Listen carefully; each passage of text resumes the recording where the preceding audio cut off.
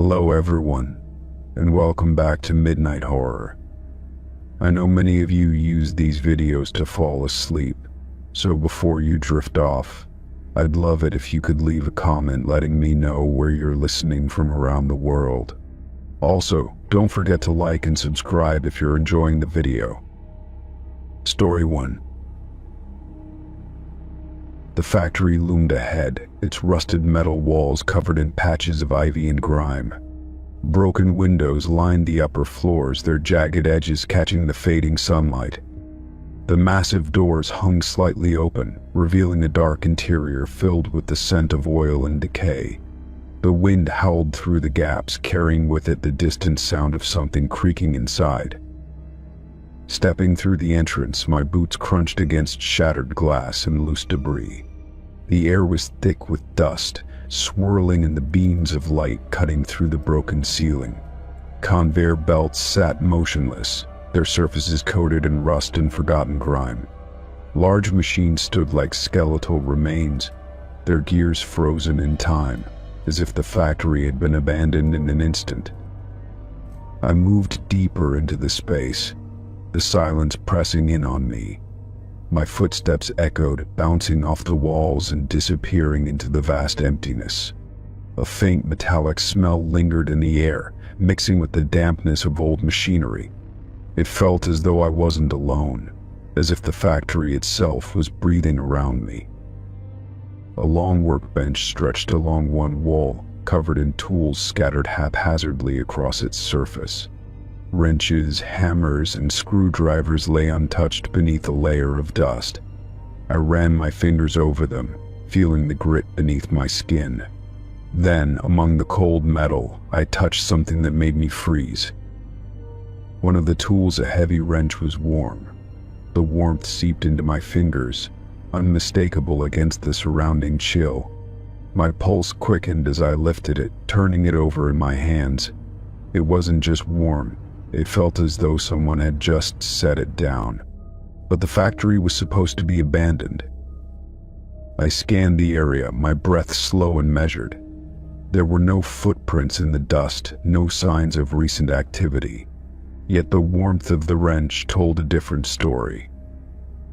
The longer I held it, the more uneasy I felt, as if I had interrupted something I wasn't supposed to witness. A sudden clatter broke the silence, making me whip around.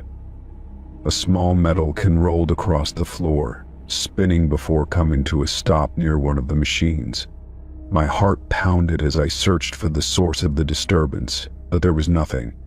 No movement, no shadow, just the empty, yawning space of the factory. The stillness was suffocating, every instinct telling me to leave. But curiosity pushed me forward, guiding me past rusted equipment and decaying pipes. The staircase led up to an office overlooking the factory floor, its glass windows cracked and grimy. The door hung slightly open, revealing a dimly lit space beyond. I stepped inside, the floor groaning under my weight. An old desk sat in the corner, covered in scattered papers and a thick layer of dust. Filing cabinets lined the walls, their drawers partially open as if someone had rummaged through them. A single chair was pulled out, facing the desk as though someone had just been sitting there. My fingers brushed over the papers, revealing schematics and old production logs. Some of the pages were brittle, their edges curling with age. But then I noticed something strange, a fresh sheet of paper resting on top, its surface untouched by dust. I picked it up, my eyes narrowing at the writing scrawled across it. "Do not turn around." The word sent a sharp chill through me, my breath catching in my throat. My body tensed, every nerve on edge. The silence around me suddenly felt heavier, like something unseen was watching, waiting. My fingers clenched the paper, my mind racing. A sound behind me, a faint shuffle, barely audible. My muscles locked, my breath shallow. Every instinct screamed at me to move, to run, but my legs refused to obey. The air in the room grew colder, pressing against my skin like a suffocating weight. Slowly, I forced myself to turn, my pulse hammering against my ribs. The office was empty. No movement. No figure lurking in the shadows. Just the dim light filtering through the cracked windows, illuminating the dust floating in the air. But something had changed. The chair in front of the desk was no longer facing it. It was turned toward me. I stumbled back, my heartbeat deafening. The door to the office suddenly creaked, swinging inward as if inviting me deeper. The air felt charged, heavy with something unseen. I needed to leave. Now. Rushing down the stairs, I forced myself to keep my breathing steady. The factory floor stretched ahead, vast and unmoving. But as I reached the workbench again, something made me stop. The tools were no longer scattered. They were neatly arranged, perfectly lined up as if someone had carefully placed them there. The wrench I had picked up was gone. My stomach clenched as the factory suddenly felt too quiet.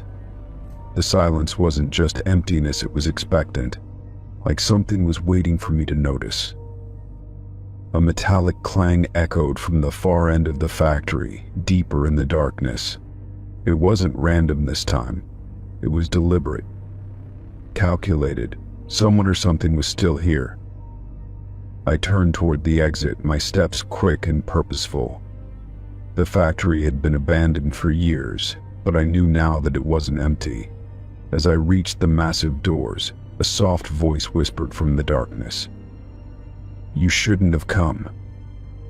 The words sent ice through my veins, my hands shaking as I shoved the doors open.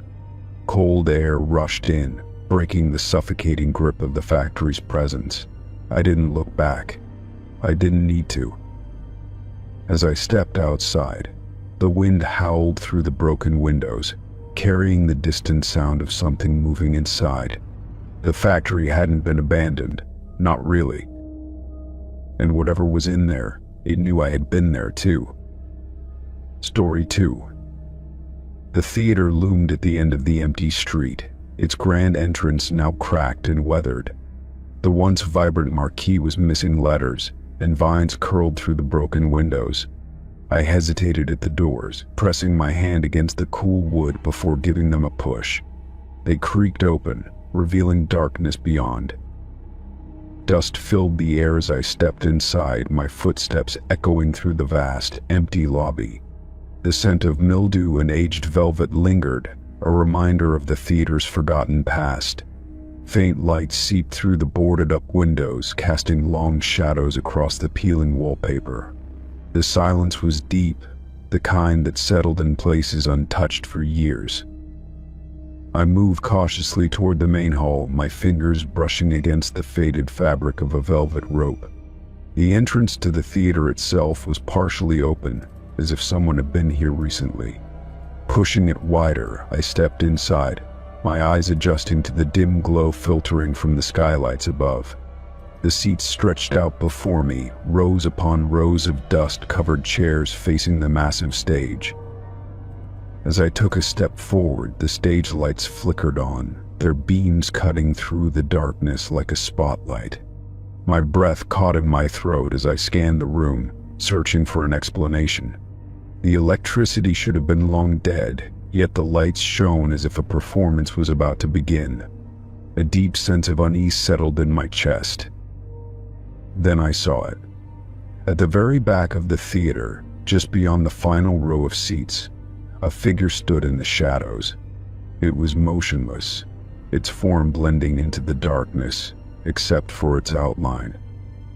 My skin prickled as I realized it was watching me, though I couldn't make out its features. A chill swept through the air, carrying with it the faintest whisper of movement. I swallowed hard, trying to steady my breathing. The figure remained still, unshaken by the sudden illumination. I wanted to believe it was a trick of the light, a shadow cast by the old architecture. But deep down, I knew better. The silence was suffocating, pressing against my ears like the weight of unseen eyes. For a moment I considered leaving, but curiosity rooted me in place. I stepped closer to the stage, my shoes stirring up dust from the red carpet. The wooden boards creaked under my weight as I ascended the stairs, standing under the glow of the flickering lights. The air felt different up here, heavier, as if the theater itself was holding its breath. A soft rustling came from the back of the hall, barely audible over the hum of the lights. My stomach tightened as I forced myself to look toward the figure again. It had moved. No longer standing at the back. It was closer now, just a few rows behind where I had been standing moments before. My pulse pounded in my ears, drowning out the rational thoughts in my mind. The seats groaned, as if unseen hands were pressing down on the aged cushions. One by one, the sounds moved toward me, each shift closing the distance. I took a step back, gripping the edge of the curtain as if it could offer some form of protection.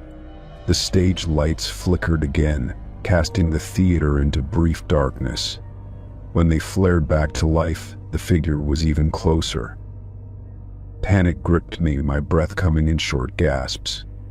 I turned toward the backstage area, hoping to find another way out. The heavy curtains swayed slightly, though there was no breeze. My heart pounded as I slipped between them, the darkness behind the stage swallowing me whole. The musty scent of old costumes and forgotten props filled my nose. Somewhere in the distance, a door creaked open. The sound sent a jolt through me, my body frozen in place. I forced myself to move, pushing through the tangled ropes and rigging. My hands brushed against a wooden prop table, the objects on it shifting slightly under my touch. I needed to find an exit before whatever was in the theater found me first. The floorboards groaned behind me, slow and deliberate.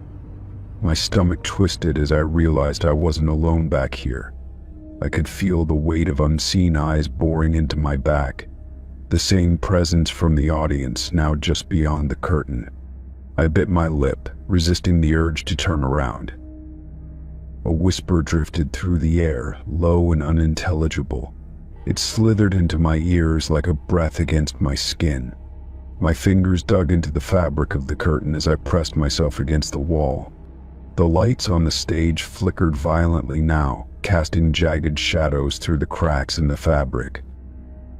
Then, silence. The oppressive weight lifted, leaving only the sound of my own ragged breathing. I hesitated before stepping forward, peeking through a small opening in the curtain. The theater was empty. The figure was gone. The seats remained undisturbed, as if nothing had ever happened. I swallowed the lump in my throat, forcing myself to move. I slipped back onto the stage, my legs trembling beneath me. The lights hummed overhead, their glow warm against my skin. My gaze swept over the theater, searching for any sign of movement. Then I saw it. A single seat in the front row was now occupied. The figure sat there, its form still and silent. Though I couldn't see its face, I knew it was looking directly at me. My blood ran cold as the lights overhead dimmed, plunging the theater into an eerie twilight. A quiet chuckle echoed through the hall, low and distant. The sound sent a shiver through me, raising the hairs on the back of my neck. The figure didn't move, didn't speak, just watched. The urge to run overwhelmed me, my body acting before my mind could catch up. I leapt from the stage, sprinting toward the exit. The theater seemed longer now, stretching endlessly before me.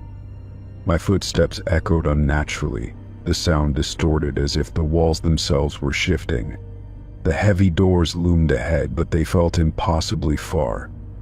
I could still feel the weight of the figure's gaze, pressing into my back. Finally, I reached the doors, my hands fumbling against the cold metal handles. They wouldn't budge. My chest tightened as I threw my weight against them, desperate to escape. The laughter grew louder, surrounding me, filling every inch of the decayed theater. Then, just as suddenly as it had started, everything stopped. The doors swung open without resistance, spilling me onto the cracked pavement outside. I gasped for air, my hands shaking as I pushed myself upright. The street was empty, the night eerily quiet. I turned back to the theater, my heart still pounding. The lights inside had gone dark, the windows reflecting only the emptiness beyond. But just before I looked away, I saw one seat near the front, illuminated by a single flickering bulb. It was no longer empty. Story 3. The mansion stood at the edge of town, hidden behind towering trees and a rusted iron gate. Its windows were dark, hollow sockets staring out at the world, the roof sagging under years of neglect. Ivy crawled up the stone walls, wrapping around the building like it was trying to pull it into the earth. Pushing open the front door, I stepped inside, the air thick with the scent of decay and forgotten time. The floor creaked beneath my weight, dust swirling in the dim light filtering through broken stained glass. Torn wallpaper curled at the edges, and cobwebs stretched across the corners like fragile veins.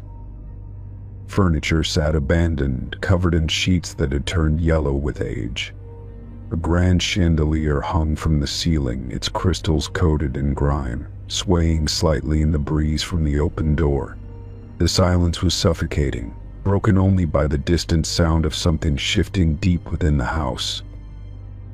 I moved carefully through the foyer, my fingers grazing the wooden banister of a massive staircase.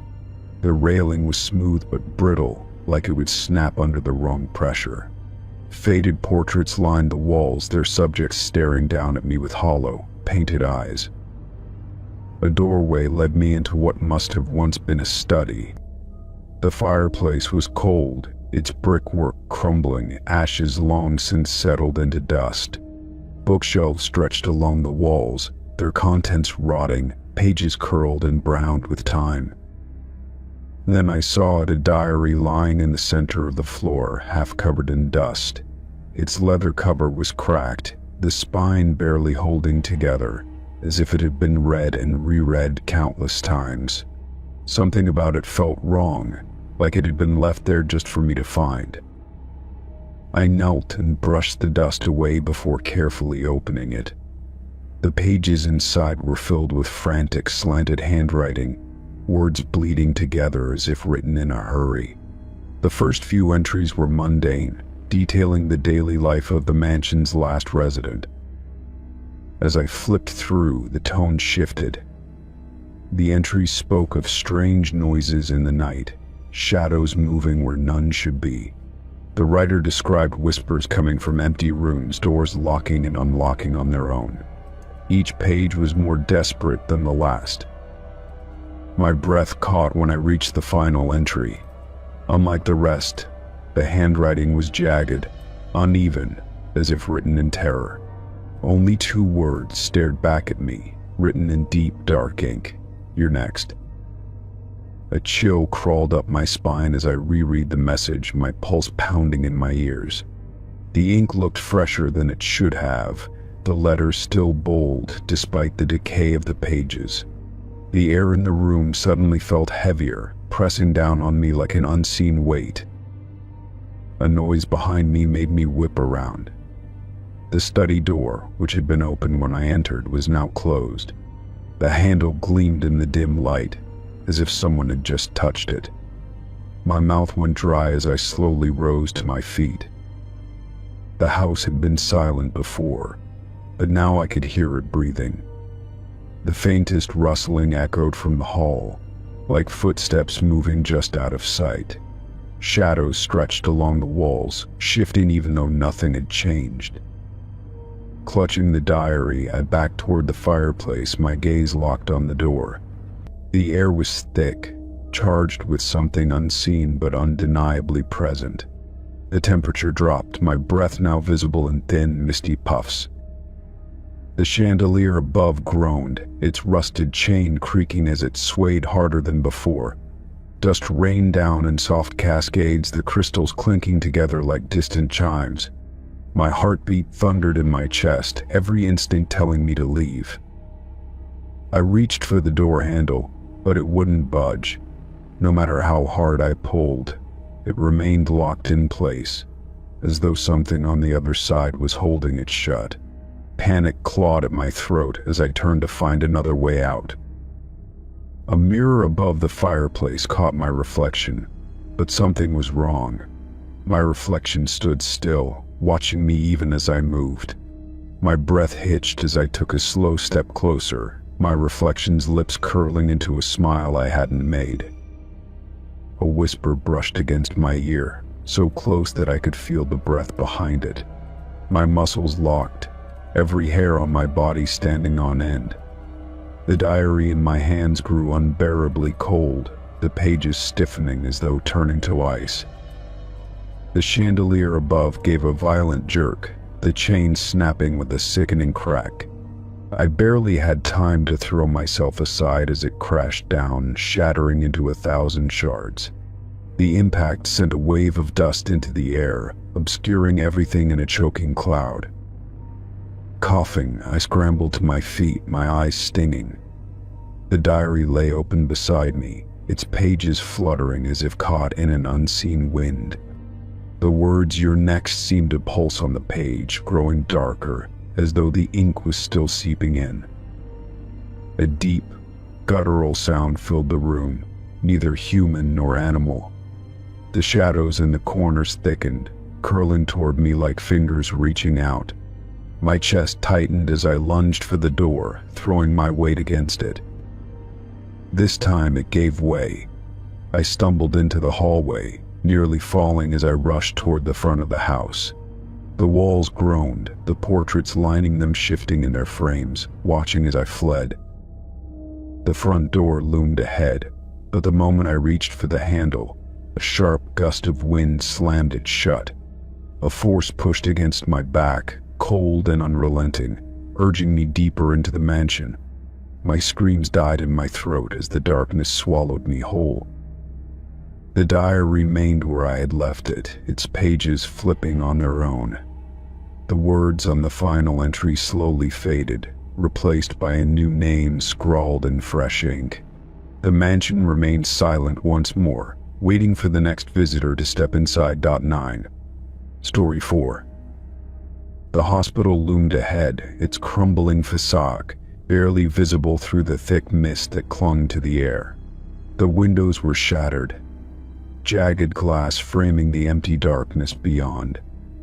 Vines crept up the walls, weaving through the cracks as if trying to pull the building into the earth. The front doors hung open, swaying slightly in the breeze, an unspoken invitation to anyone foolish enough to enter. Stepping inside, I was greeted by the stench of mildew and decay. The floor was littered with debris, discarded papers, rusted medical tools, and dirt that had settled over years of abandonment. The long hallway stretched ahead, lined with peeling wallpaper and doors that barely clung to their hinges. A faint echo of my footsteps filled the air, making the emptiness feel heavier. As I walked deeper, the temperature dropped, the air thick with an unnatural chill. The remnants of the hospital's past lingered, faded posters reminding staff to wash their hands, an old wheelchair resting in the middle of the hallway, as if its occupant had simply vanished. The silence pressed in, suffocating, as if the walls themselves were holding their breath. I turned a corner and found a door slightly ajar. The small metal plaque beside it was too rusted to read, but something about the room drew me in. Pushing the door open, I was met with darkness, the air heavier than before. The scent of old fabric and something faintly metallic lingered in the room. Stepping inside, my eyes adjusted to the dim light filtering through the cracked window. Against the far wall, an old cot sat, its metal frame rusted but intact. The sheets were wrinkled, uneven, as if someone had just risen from them. The pillow, pressed into the mattress, held the imprint of a head. I hesitated, my pulse quickening as I stepped closer. Placing my hand on the pillow, I felt warmth, fresh, undeniable warmth. Someone had been here. Recently. The realization sent a wave of unease crawling up my spine. The building had been abandoned for decades. There shouldn't be anyone here. A creak echoed from the hallway, soft but distinct. I turned sharply, my breath catching in my throat. The door remained open, the darkness beyond seeming thicker, as if something lingered just out of sight. The silence that followed felt watchful, as though the hospital itself was waiting for my next move. I scanned the room, searching for any sign of who or what had been here. Beside the cot, a small table held a single item, an old medical chart, its pages yellowed with age. My fingers trembled as I picked it up, the name at the top barely legible through the faded ink. My own. The chart slipped from my grasp, landing with a soft rustle against the floor. My chest tightened, my mind scrambling for a logical explanation. I had never been here before. This hospital had been abandoned long before I was even born, but the date on the last entry was today. A soft rustling sounded from the cot. My breath hitched as I turned back, my stomach twisting in cold dread. The sheets, undisturbed just moments ago, had shifted. The imprint in the pillow was gone. The warmth had vanished. A whisper of movement stirred the air behind me. The hairs on my neck rose, my body frozen in place. Slowly I turned, my gaze sweeping the room. Nothing. The doorway remained open, the hallway beyond silent. But the feeling of being watched was stronger now, pressing against my skin like an unseen force. I needed to leave. Now, my legs felt stiff as I stepped toward the door, forcing myself to move. As I reached the hallway, a flickering light caught my eye. Further down, an old nurse's station stood, its monitors long dead, but one of them now glowed faintly. Against my better judgment, I approached. The screen buzzed with static, the faint outline of a figure barely visible through the interference. My fingers hovered over the dusty keyboard, uncertain. Then, in a sudden burst, the screen cleared. A live feed. The camera was pointed at the room I had just left. The cot was empty, but the sheets moved. An invisible weight pressed into them, indentations forming as though something or someone was lying down again. My breath shuddered as the screen flickered once more. Then the camera angle shifted. It was no longer focused on the cot. It was pointed at me. A sharp clatter behind me sent me spinning around. The hallway was empty, but the air had changed. It felt heavier, charged with something unseen. The overhead lights, long dead, flickered once before plunging everything into deeper darkness. I backed away, my hands trembling as I turned toward the exit. The silence stretched, unbroken, until a sound cut through its soft, rhythmic breathing. Not my own. It was coming from the room. I forced myself to move, my footsteps quickening as I made my way toward the entrance. The hallway stretched longer than before, the walls pressing in, as though the building itself was shifting around me. My pulse pounded in my ears, drowning out everything else. The doors loomed ahead, just within reach. I lunged forward, my hands gripping the cold metal. But as I pushed, they wouldn't budge. The air around me thickened, growing suffocating. The breathing was closer now, just behind me. A hand brushed my shoulder. I spun around, but there was nothing. Only the empty hallway stretching endlessly into darkness. The hospital was silent again, but something had changed. The walls seemed closer, the air colder, the presence heavier. With one final shove, the doors gave way, spilling me into the night. The cold air hit my face, sharp and real. My chest heaved as I stumbled forward, putting as much distance between me and the hospital as possible. Turning back, I expected to see the building standing in eerie silence, but the entrance was shut, sealed as if it had never been open. The windows, dark and empty, revealed nothing within. As I stood there, trying to slow my racing heart, a flicker of movement caught my eye. One of the second-floor windows. A shape stood there, barely visible through the grime-covered glass, watching. I didn't wait to see more. I turned and left, the night swallowing the hospital behind me. But even as I walked away, I could still feel it. The weight of unseen eyes. The lingering warmth of a place long abandoned. And the knowledge that something or someone had been expecting me. Story 5. The school stood at the edge of town, forgotten and crumbling with time. The windows were shattered, leaving jagged edges that framed the hollow darkness inside. The doors hung open, creaking slightly in the wind, as if welcoming anyone foolish enough to enter. The air smelled of dust and decay, the scent of neglect thick and cloying. I stepped inside, my footsteps echoing through the empty halls. Lockers lined the walls, their metal doors rusted and dented from years of exposure. Some stood ajar, revealing old textbooks and torn papers left behind by students who never returned. A faint draft moved through the corridor, carrying with it the scent of something stale and long forgotten. The overhead lights were shattered, leaving only streaks of moonlight filtering through the broken windows. My flashlight cut through the darkness, illuminating the peeling paint and curling posters clinging stubbornly to the walls. A faint scrawling of graffiti covered parts of the hallway, names and symbols blending together in a chaotic mess. The silence was heavy, pressing against me like an unseen weight. I moved deeper into the school, drawn by an uneasy curiosity. The classrooms stood open, their desks coated in thick layers of dust. Some chairs were toppled over, as if left in a hurry, while others remained perfectly in place, waiting for students who would never return. The air felt different here, thick with something I couldn't name. One particular classroom caught my attention. The door was slightly ajar, the hinges rusted but intact. I pushed it open, the creak echoing through the empty space. Inside, the desks were arranged neatly, as if a lesson had just ended.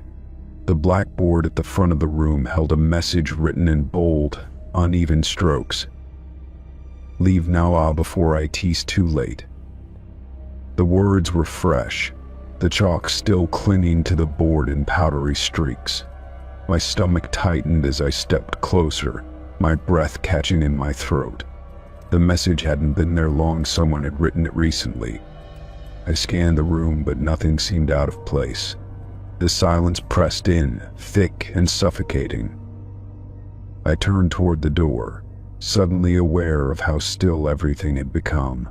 The air no longer carried the faint sounds of the wind outside.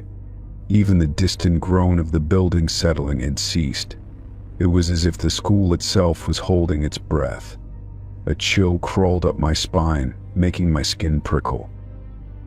I took a step back, my pulse quickening.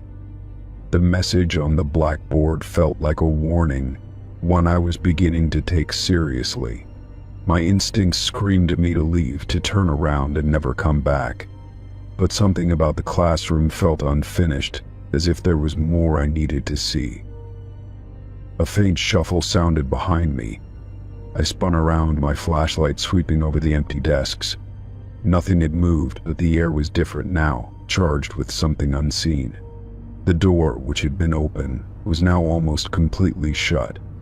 A tight knot formed in my stomach as I forced myself to breathe. I walked toward the door, reaching out to push it open. The moment my fingers touched the wood, a sound echoed through the room, a whisper, faint and distant. It wasn't coming from the hallway or the outside. It was inside the classroom with me. My fingers tightened around the doorknob, the metal ice cold beneath my touch. The whispering grew louder, overlapping voices murmuring just beyond my understanding. The words twisted and curled, spoken in a cadence that sent chills down my spine. My pulse pounded as I yanked the door open, stepping hurriedly into the hallway. The moment I did, the whispering stopped. The silence was absolute, the air thick with an oppressive weight. I turned, my flashlight trembling slightly in my grip. The classroom was exactly as I had left it. The desks remained untouched, the chalkboard unchanged. But something felt different, something I couldn't explain. The school felt more alive now, as if it had been waiting for me to listen. I forced my feet to move, hurrying down the hall toward the exit. My breath was unsteady, my chest tight with unease. The corridors stretched endlessly before me, every shadow seeming deeper, darker than before. The sound of my footsteps echoed unnaturally, doubling back as if someone was following just a step behind. As I reached the main entrance, a loud crash sounded from somewhere deep within the school. The noise reverberated through the walls, shaking the dust from the ceiling. I froze, my heart pounding against my ribs. It had come from the classroom. Something or someone was still in there. I didn't wait to find out. I sprinted toward the open doorway, my breath sharp and uneven. The cold night air hit me like a wall as I stumbled outside, my legs unsteady beneath me. The school loomed behind me, dark and silent once more, as if it had never stirred at all. I turned back one last time, my flashlight illuminating the entrance. For a moment, I saw nothing but the empty doorway and the hollow halls beyond. Then, just as I was about to step away, I saw it. A figure stood in the darkness, barely visible, watching me from within the school. It didn't move. It didn't speak. It simply stood there, as if waiting for me to return. My breath caught in my throat, my body frozen in place. The figure was too still, too perfectly outlined against the shadows. I knew without a doubt that it had been watching me the entire time. I turned and walked away, my steps quick but controlled. I didn't run, didn't look back again. The air around me felt thick, as if something unseen was following just out of reach.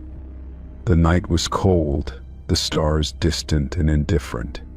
I could still hear the whispering, faint and fading, carried on the wind. Story 6. The amusement park had been abandoned for years, its entrance hidden behind rusted gates and overgrown vines. Faded banners flapped weakly in the breeze, their once bright colors now dull and lifeless. The air smelled of damp wood, rust, and something faintly sweet, like old cotton candy left to rot. My footsteps echoed against cracked pavement as I made my way inside. Broken rides stood like skeletal remains, their frames twisted and hollow. A Ferris wheel loomed overhead, its rusted gondola swaying slightly in the wind. The roller coaster tracks stretched into the distance, disappearing into the thick fog that clung to the park. Everything was still, frozen in time, except for the soft creak of metal shifting in the silence. Then I heard it. A faint melody drifted through the air, slow and haunting.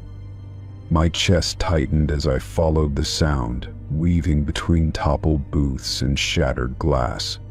It grew louder as I approached the center of the park, where a carousel stood beneath a collapsing canopy. The ride was still turning, its platform groaning as it spun ever so slowly.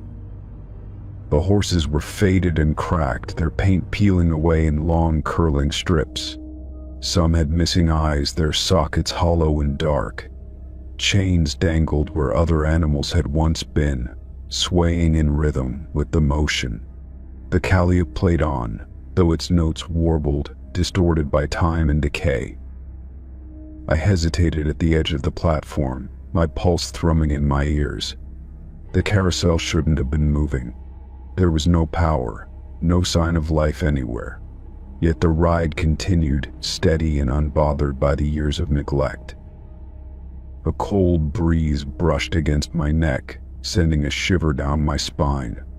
My eyes darted around the park, searching for any sign of movement. Nothing, just the empty stalls, the broken rides, and the slow turn of the carousel. I stepped closer, drawn in despite the unease curling in my gut. My fingers grazed the chipped paint of one of the horses, the surface rough and splintered. As I touched it, the carousel gave a sudden, lurching jolt. The music skipped, distorting into something shrill and wrong before settling back into its slow, eerie tune. I pulled my hand back, my breath catching in my throat. My eyes scanned the ride, tracing each of the figures mounted on its platform. Most were empty, their leather straps frayed and broken. But then, I saw it. A single horse near the center was occupied. A figure sat atop it, unmoving, their posture stiff and unnatural. Their clothes were old, out of place, something from decades ago. A tattered coat draped over their hunched frame, the edges fluttering slightly in the wind. Their hands rested on the carved pole, fingers too long and thin. I swallowed hard, my body screaming for me to leave, but my feet refused to move. My gaze lifted slowly to their face, expecting dust and decay. Instead, I was met with a pair of wide, unblinking eyes staring directly at me. My breath hitched as the figure's lips curled into a slow, deliberate smile. The carousel continued to turn, carrying them past me in its endless rotation. My legs finally obeyed, stepping backward off the platform. The figure didn't move, didn't shift, only watched as the ride spun on. The music faltered again, its melody stretching, warping into something almost like laughter. The air around me thickened, pressing against my skin like unseen hands. My heartbeat pounded in my ears, drowning out everything else. Then the carousel slowed. The grinding of gears filled the air as the ride crept to a stop. The music cut off abruptly, leaving only the sound of my ragged breathing. The figure on the horse was still there, but their head had turned slightly, as if they had followed my movement. I took another step back, my limbs trembling. The silence was unbearable, pressing in from all sides. I needed to go, now. As I turned to leave, the ride let out a long, drawn-out groan. The platform shuddered beneath the weight of something unseen.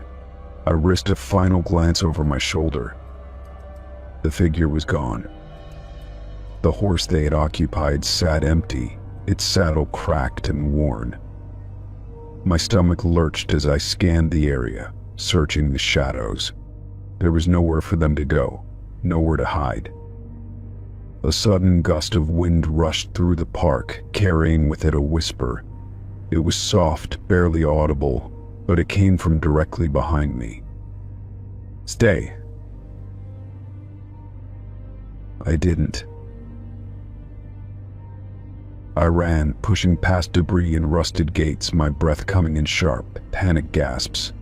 The park stretched endlessly around me, the pathways unfamiliar in my blind panic. The whisper followed, weaving through the air like smoke, curling around my ears. "Stay." My legs burned as I pushed forward, the entrance finally coming into view. I didn't stop, didn't look back. The moment I crossed the threshold, the air shifted. The wind stopped. The sound vanished.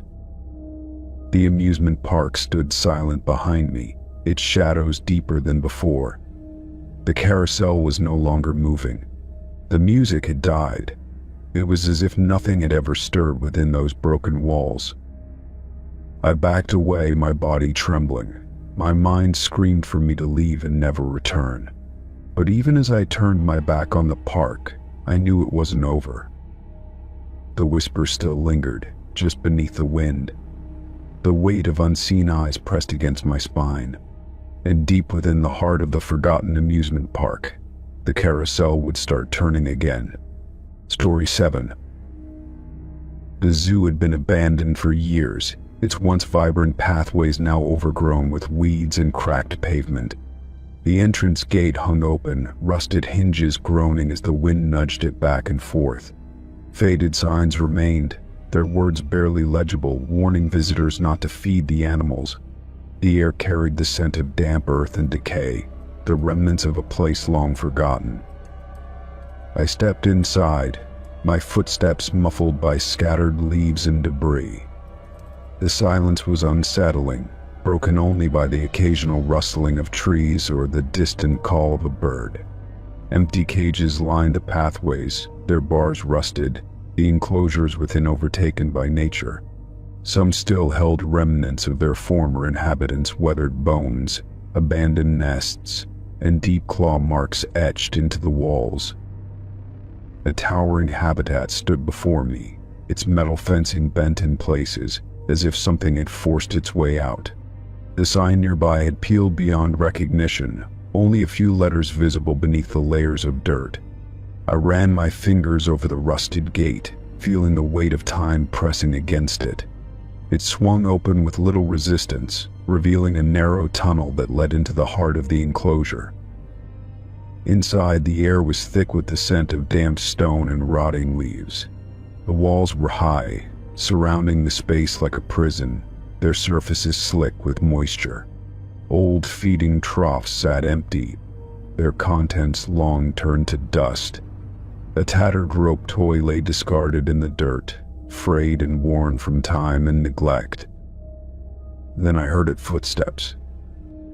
They were close, too close to be my own. My breath hitched as I turned, expecting to see someone standing behind me. But the enclosure was empty, the only movement coming from the swaying branches above. My pulse quickened, the echo of each step lingering in my ears. The air around me seemed to shift, growing heavier with an unseen presence. I moved toward the gate, gripping its bars with clammy hands, but it wouldn't budge. Rust flaked beneath my fingertips as I rattled it, my heartbeat pounding in my chest. A chill crept along my spine as the footsteps sounded again, slow and deliberate, circling the space around me. Each step crunched against the dirt, stopping just beyond my line of sight. A low creak echoed through the enclosure, the sound of something shifting in the shadows. My breath came shallow as I scanned the area, searching for any sign of movement. The dim light cast long, distorted shadows along the walls, twisting with the breeze. The footsteps started again, this time moving closer, the rhythm steady and unhurried. I turned sharply, expecting to see a figure emerge from the gloom, but the space remained empty. The silence pressed in, thick and suffocating, as if the air itself was holding its breath. I swallowed hard, my fingers curling into fists as I forced myself to remain still. The only sound was the faint rustling of leaves, but I knew I wasn't alone. A metallic clang rang out behind me, sharp and sudden, sending a jolt of fear through my chest. I spun around, my pulse hammering as I searched for the source. A rusted chain swung gently from the fence, swaying as if something had just brushed against it. My skin prickled, the sensation of unseen eyes watching me settling deep in my bones. The air grew colder, each breath I took visible in the dim light. The enclosure felt smaller now, the walls seeming to press inward as the silence stretched. A shadow flickered in the corner of my vision, disappearing the moment I turned my head. My body tensed, every nerve on edge, as the footsteps resumed, this time directly behind me. I didn't look back. Instead, I grabbed the gate again, yanking with all my strength. The metal groaned in protest, resisting my attempts to force it open. The footsteps stopped just inches away, the presence behind me so close I could feel the air shift. A whisper of breath ghosted against the back of my neck, sending a shudder through my body. Then, the gate gave way. I stumbled forward, nearly falling onto the cracked pavement outside. My breath came in ragged gasps as I turned back, expecting to see someone standing there. But the enclosure was empty, the dirt undisturbed except for my own footprints. The shadows remained still, the silence unbroken. The chain that had swung moments before now hung motionless, as if nothing had touched it. My mind reeled, struggling to make sense of what had just happened. I took a step back, unwilling to turn away from the enclosure just yet. A part of me expected to see a figure appear, something emerging from the darkness. But nothing came. The zoo stretched around me, its empty pathways winding deeper into the forgotten landscape. The air still carried that unnatural chill, the weight of unseen eyes pressing against my back. I knew I should leave, that I had already stayed too long. Yet something kept me rooted to the spot, the lingering question of what had been in that enclosure gnawing at my mind. Then, from deep within the zoo, the sound of footsteps echoed once more. Story 8. The mansion stood at the end of a forgotten path, its towering frame hidden beneath layers of creeping vines and overgrown trees. The windows were dark, their glass cracked and clouded with dust. The air smelled of damp wood and earth, a sign that time had long since swallowed this place whole. Yet something about it drew me in, an unshakable pull I couldn't ignore. Pushing open the heavy front doors, I stepped inside, my footsteps echoing in the vast emptiness. The walls were lined with faded wallpaper, its floral patterns peeling at the edges. A grand staircase stretched upward, its once polished wood now dull and coated in dust. Cobwebs hung in the corners, swaying slightly in the still air, as if disturbed by an unseen presence. Moving deeper into the mansion, I found a hallway filled with closed doors, their brass handles tarnished with age. The silence was suffocating, pressing down on me with each step I took. A strange feeling settled in my chest, like I had entered a place that didn't want to be disturbed. The shadows along the walls seemed to stretch unnaturally, shifting even when I wasn't moving. One door at the end of the hall stood slightly ajar, a sliver of darkness peeking through the gap. Something about it sent a chill through me, but I reached out and pushed it open. The room beyond was filled with old furniture, antique chairs, wooden tables, and bookshelves lined with dusty tomes. The scent of aged paper and forgotten memories lingered in the air. In the center of the room, a single chair rocked slowly back and forth, its creaking sound the only noise in the otherwise silent space. There was no wind, no draft, nothing to explain why it was moving. My breath hitched as I stared, watching the rhythmic motion, steady and deliberate. It was as if something unseen had just risen from it, leaving behind only the echo of its presence. I stepped forward hesitantly, my heart beat loud in my ears. The chair continued its slow movement, untouched by any visible force. The floor beneath it was layered with dust, yet the space directly beneath the chair was oddly clear. It was as if someone or something had been sitting there only moments ago. The air around it felt thick, charged with an energy I couldn't understand. A cold breeze brushed against my skin, though the air in the room was still. The door behind me let out a quiet creak, as if nudged by unseen hands. My instincts screamed for me to leave, but my feet remained rooted in place. There was something here, something waiting. I could feel it watching, its gaze heavy and unwavering. I reached for the chair, my fingers trembling as they hovered above the wooden armrest. The moment my hand came close, the rocking slowed until it stopped entirely. The silence that followed was deafening, pressing into my ears like a suffocating weight. I pulled my hand back, a shiver running down my spine. The air had shifted, as if the room itself was holding its breath. A sudden knock echoed from the hallway, sharp and deliberate. My head snapped toward the door, my stomach twisting in fear. The hallway beyond was empty, but the sound had been real, unmistakable. It was a warning, a message from something unseen. I wasn't alone in the mansion. The floor groaned behind me, the sound of weight shifting across the wooden planks. I turned back quickly, my eyes darting around the room. Nothing had moved, yet the space felt different, as if something had rearranged itself in the blink of an eye. The chair remained still, but the air around it seemed heavier, darker. It was as if something lingered just beyond my vision, waiting for me to notice. My pulse pounded as I backed toward the door, my instincts finally overpowering my curiosity. Another knock sounded, this time closer, just outside the room. The shadows in the corners deepened, stretching toward me like reaching fingers. I couldn't stay here any longer. Whatever was in this house didn't want me here. I turned and rushed into the hallway, my breath coming in short, panicked gasps.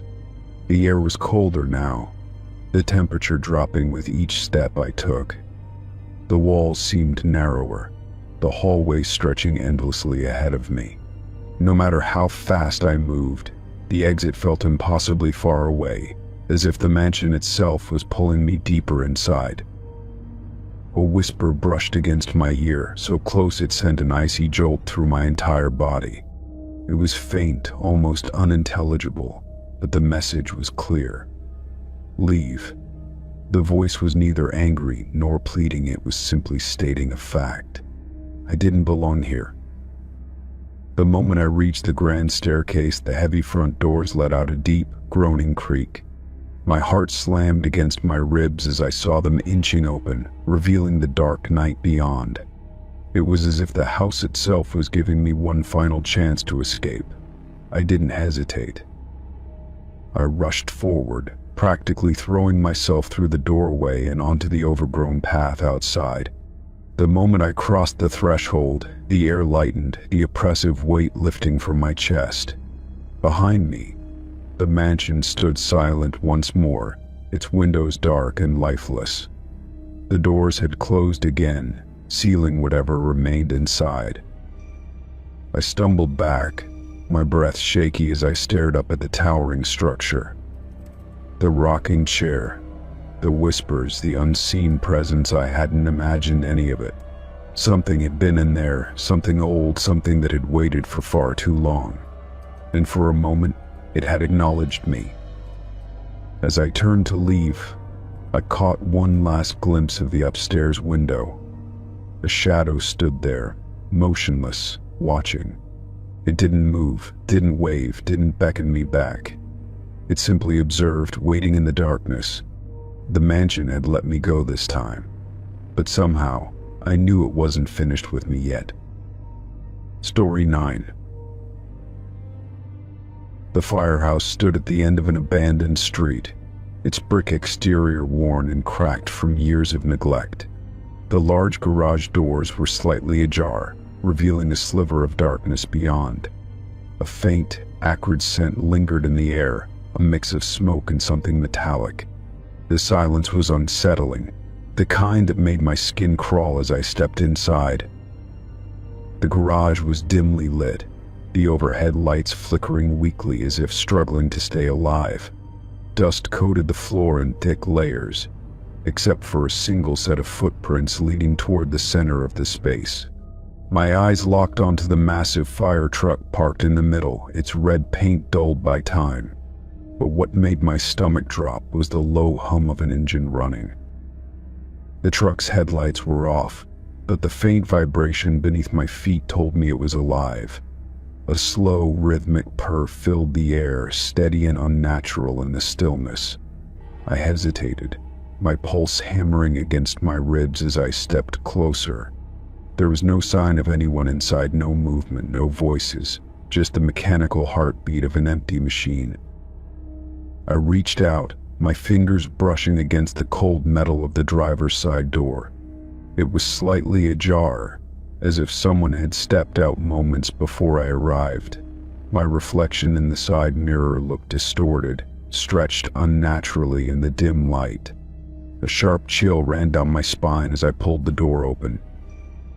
The driver's seat was empty, but the keys were in the ignition, turned just enough to keep the engine running. A faint smell of burnt rubber clung to the interior, along with something else, something faintly sweet, like decayed wood. The dashboard lights flickered, casting brief flashes of red and green against the darkened interior. A radio sat on the console, its speaker crackling with static. I leaned in, hesitating before reaching for the dial. The moment my fingers brushed it, the static cut out. A voice, distorted and low, whispered through the speaker. It was garbled, the words impossible to understand, but the tone sent ice through my veins. I pulled back, my breath uneven as the voice continued, rising in urgency. The truck shuddered slightly, as if reacting to the sound. I slammed the door shut, my instincts screaming for me to leave. But something in me refused to turn away just yet. The firehouse had 2 levels, the second floor barely visible through the dust-covered glass of the garage windows. A staircase led up to the living quarters, where firefighters once waited for alarms that would never come again. I swallowed hard, forcing my feet forward as I climbed the steps. The upstairs was eerily intact, as if frozen in time. Beds were still made, dusty sheets stretched tightly over thin mattresses. Lockers stood open, some containing folded uniforms that had long since faded. A single light flickered in the hallway, its dim glow casting long shadows against the peeling walls. At the end of the corridor, a door stood slightly ajar. The brass handle was smeared with something dark, a stain that had seeped into the wood. My stomach twisted as I pushed the door open. Inside was a small office, its desk cluttered with scattered reports and an overturned coffee cup. But what caught my eye was the black and white photograph pinned to the wall. It was of a fire crew, 6 men standing proudly in front of the very truck sitting downstairs. Their expressions were solemn, their uniforms crisp and unstained. But something was off. The last man on the right, his face was blurred, as if the photograph had been damaged. My heart pounded as I stepped closer, my fingers brushing against the edges of the frame. A deep, distant sound rumbled through the building. At first, I thought it was thunder, but it was too steady, too rhythmic. It was coming from below. I turned sharply, my breath catching as the radio in the office crackled to life. The same garbled voice whispered again, clearer this time. It was calling a name. My name. I stumbled back, knocking over a chair as the voice faded into static. My mind screamed at me to run, to get out before whatever was happening reached me. I rushed down the stairs, my footsteps echoing loudly against the hollow walls. But as I reached the garage, I skidded to a halt. The fire truck's headlights were on now, casting twin beams of harsh white light through the darkness. The driver's door hung open, swaying slightly as if someone had just stepped out. The engine's purr had deepened, a slow, deliberate rumble that sent vibrations through the floor.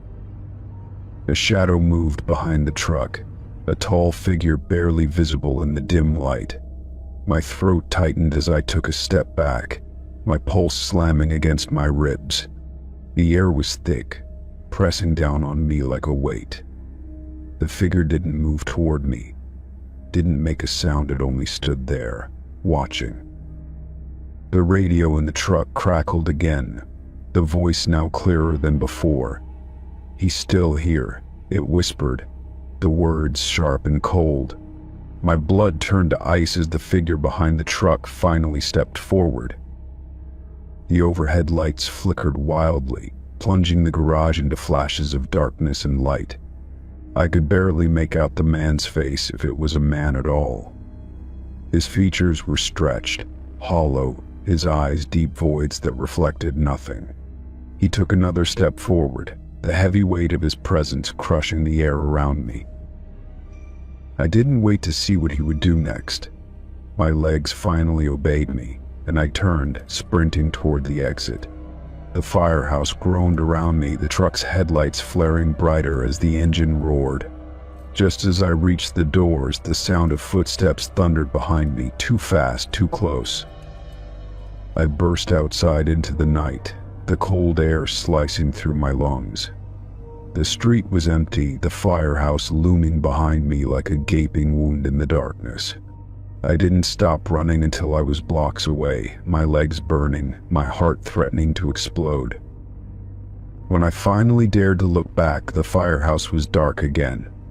The headlights were gone, the engine silent. The street was just as lifeless as it had been when I arrived.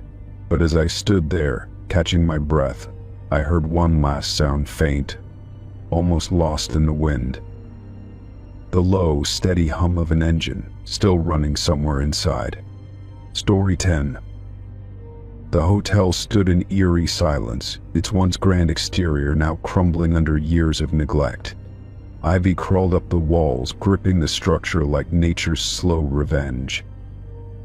The broken windows gaped like hollow eyes, watching as I hesitated at the entrance.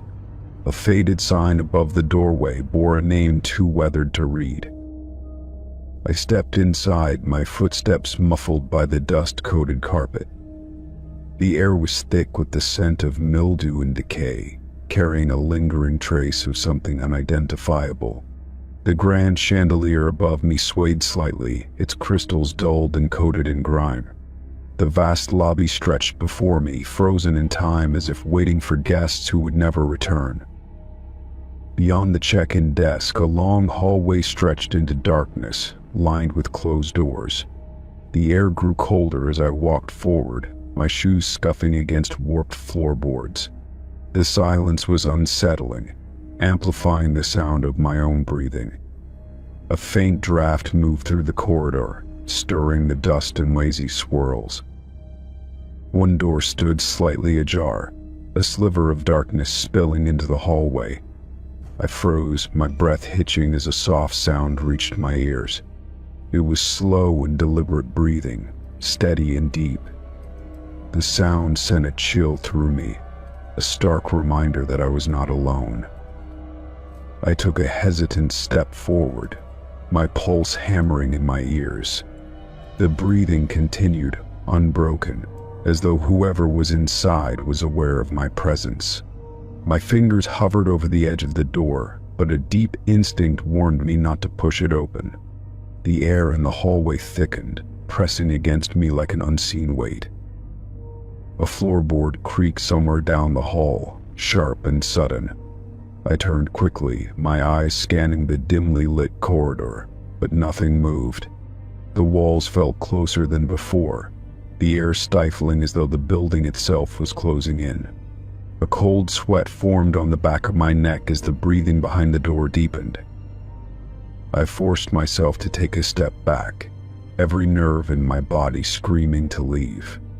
My heartbeat thudded against my ribs as I turned away, determined to retrace my steps. The hallway stretched longer than I remembered, the shadows pooling in unnatural ways. A heavy silence pressed down, as if the walls were listening. Another door clicked open somewhere further down the hall, the sound barely audible but unmistakable. I swallowed hard, forcing myself to keep moving, though my legs felt heavy.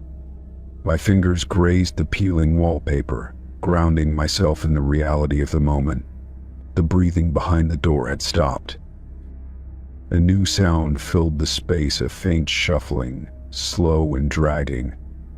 My stomach twisted as I realized it was coming from the room I had just passed. The soft, rhythmic movement sent an unnatural chill through me, something calculated in its approach. I didn't dare turn around. The exit seemed impossibly far, the dim light from the lobby barely visible. My feet moved faster, each step an act of sheer will. The shuffling grew louder, closing the distance with a deliberate slowness.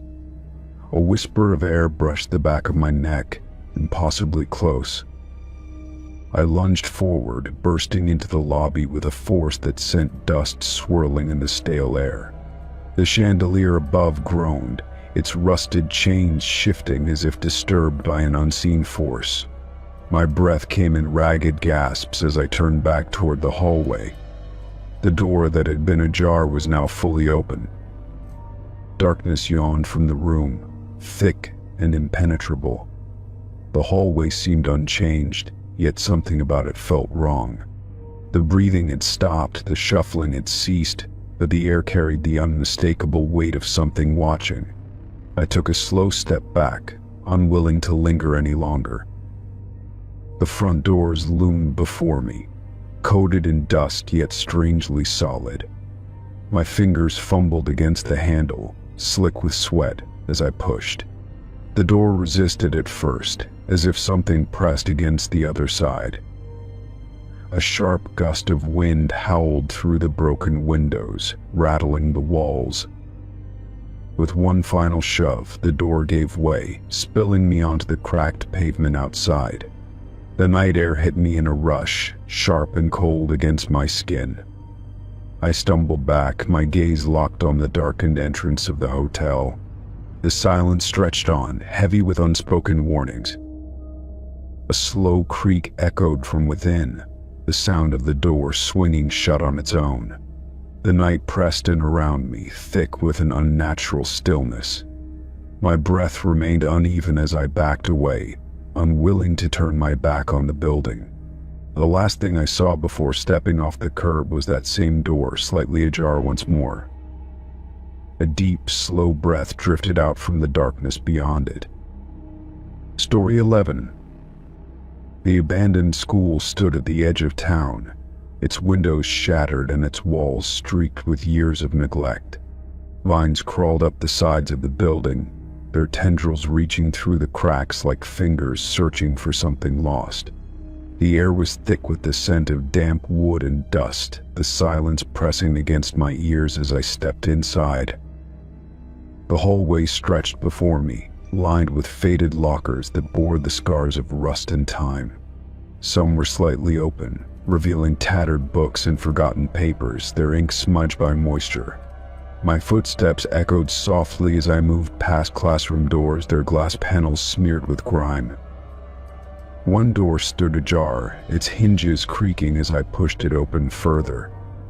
Inside, rows of desks sat in eerie stillness, their surfaces layered in dust. The chalkboard at the front of the room was streaked with faded writing, the last remnants of a long-forgotten lesson. As I stepped deeper into the room, my fingers brushed over the desks, leaving clean streaks in the dust.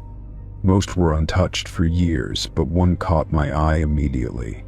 There, on its surface, was a single fresh pencil mark, distinct against the filth surrounding it.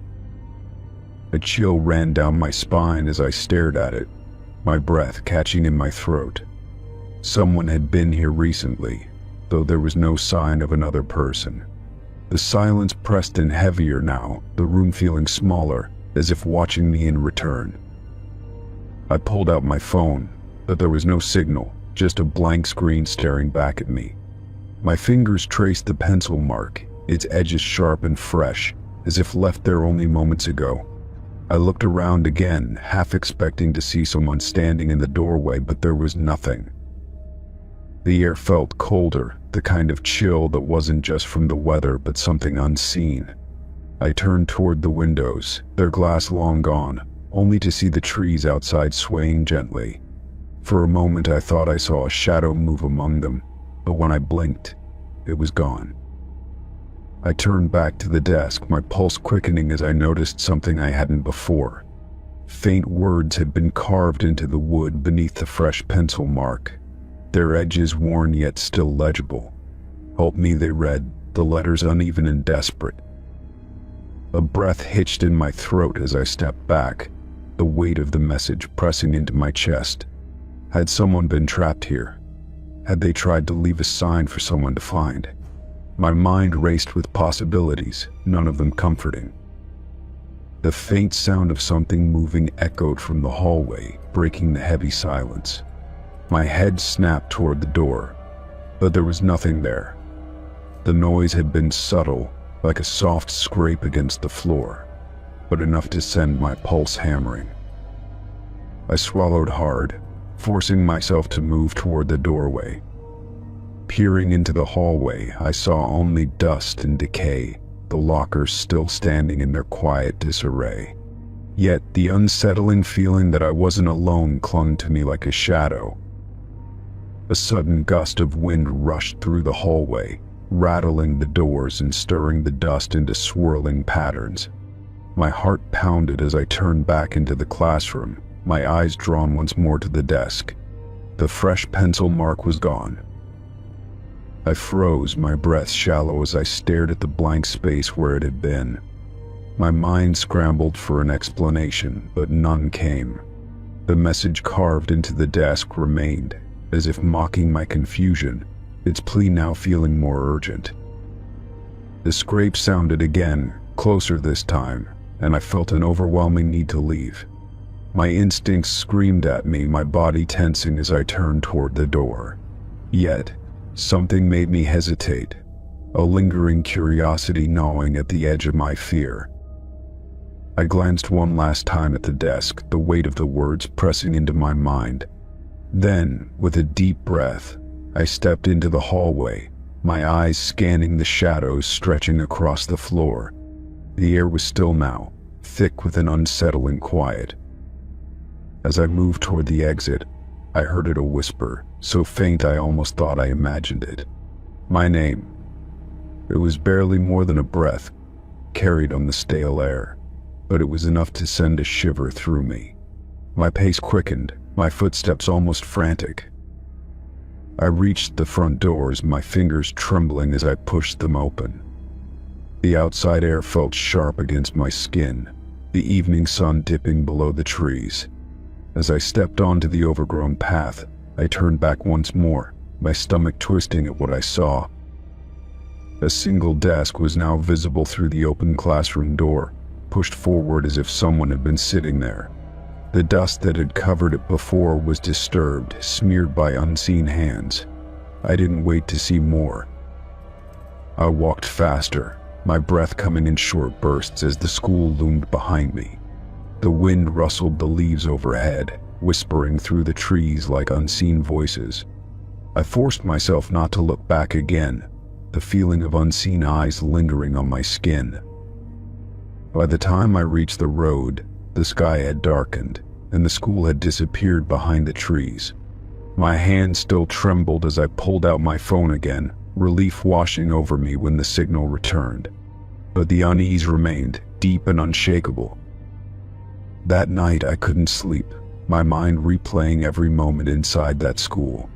The whisper of my name, the fresh pencil mark vanishing before my eyes, the message carved into the desk. My thoughts churned with questions that had no answers. The next morning I convinced myself it had all been in my head, just an overactive imagination in a place filled with ghosts of the past. Yet, as I reached for my jacket, my stomach dropped.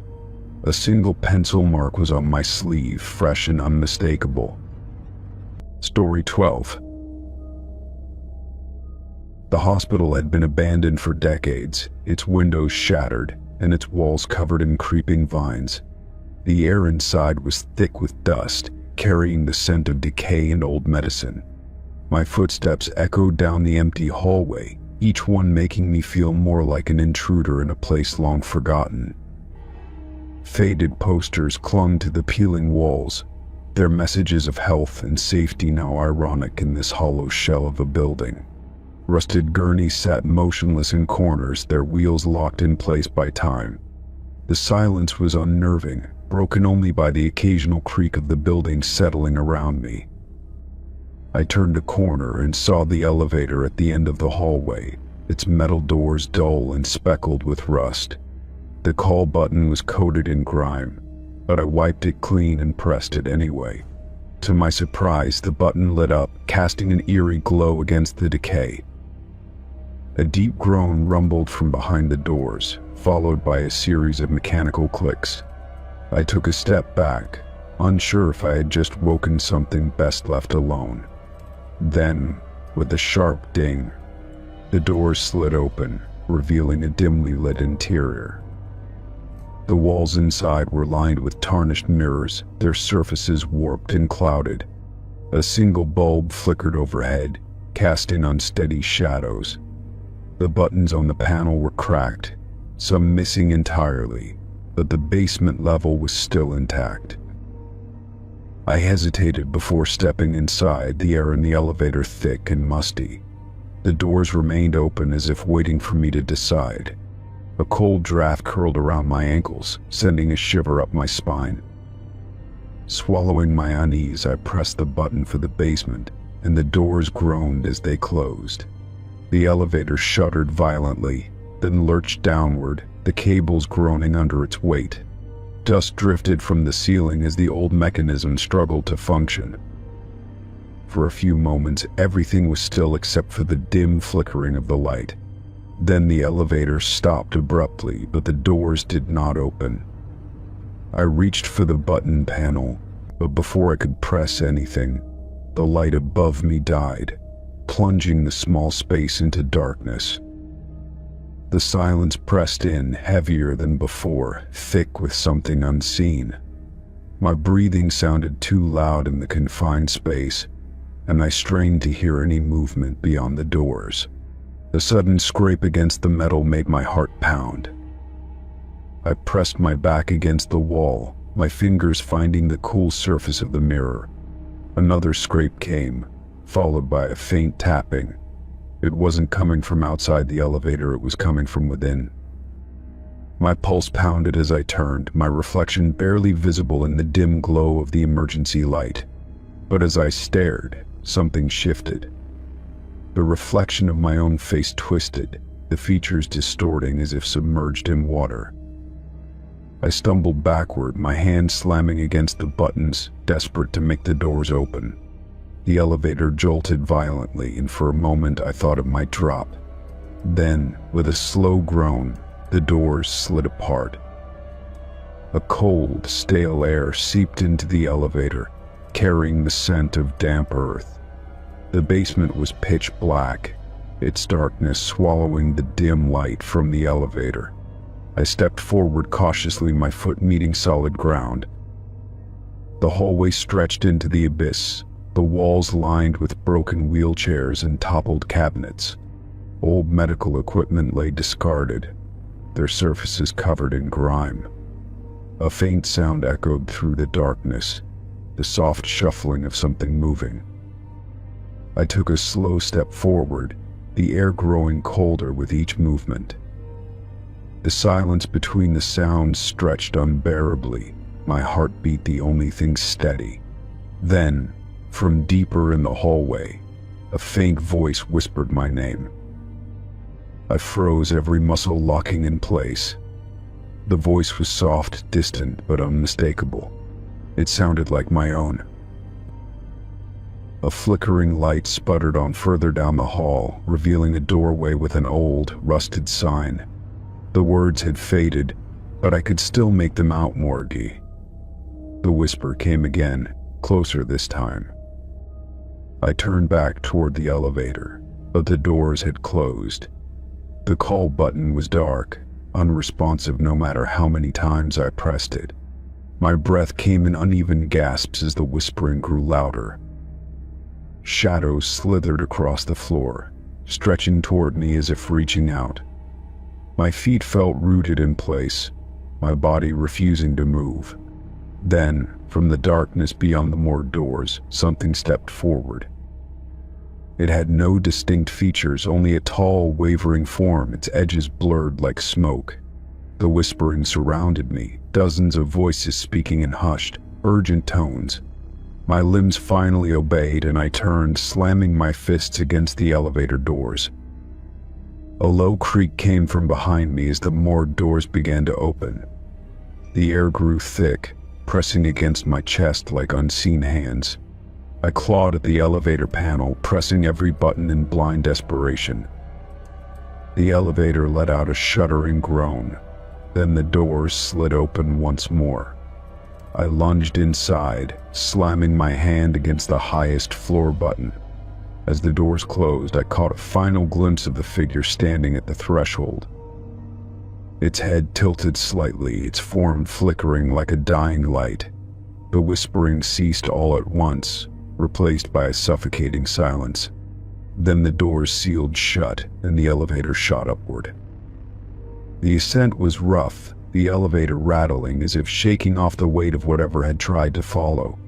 When it finally stopped, I practically fell out into the decayed hallway. The air here was stale, but at least it was familiar. I turned back toward the elevator, but the doors were already rusted shut again, as if they had never opened at all. The call button was dark, coated in grime just like before. It was as if nothing had happened. A gust of wind blew through the broken windows, carrying the scent of rain. My legs felt weak as I stumbled back toward the exit, each step slower than the last. But just as I reached the front doors, something made me stop. A faint whisper drifted through the empty corridor, echoing from the depths of the hospital. It was my own voice. It was calling my name. Story 13. The mansion stood deep in the woods, hidden beneath a canopy of twisted branches.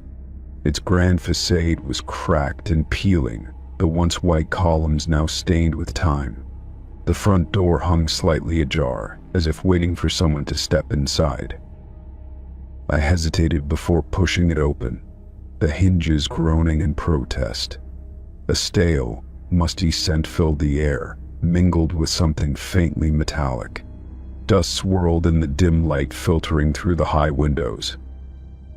The foyer was vast, lined with tall mirrors that had long since lost their shine. A grand staircase loomed ahead, its railing wrapped in cobwebs. Faint footprints trailed across the dusty floor, leading deeper into the house. I followed the path, my footsteps muffled by thick layers of dust. The air was thick with silence, broken only by the occasional creak of the old wood. Something about the place felt preserved, as if frozen in time. The hallway led me to a set of double doors slightly ajar.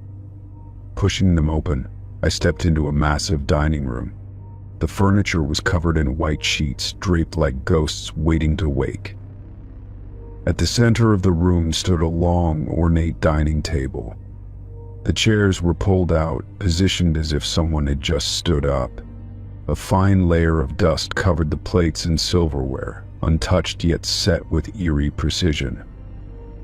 My heart pounded as I scanned the table, my breath shallow. The glasses were still upright, some filled with murky water. Candle stubs remained in their holders, melted down to misshapen lumps.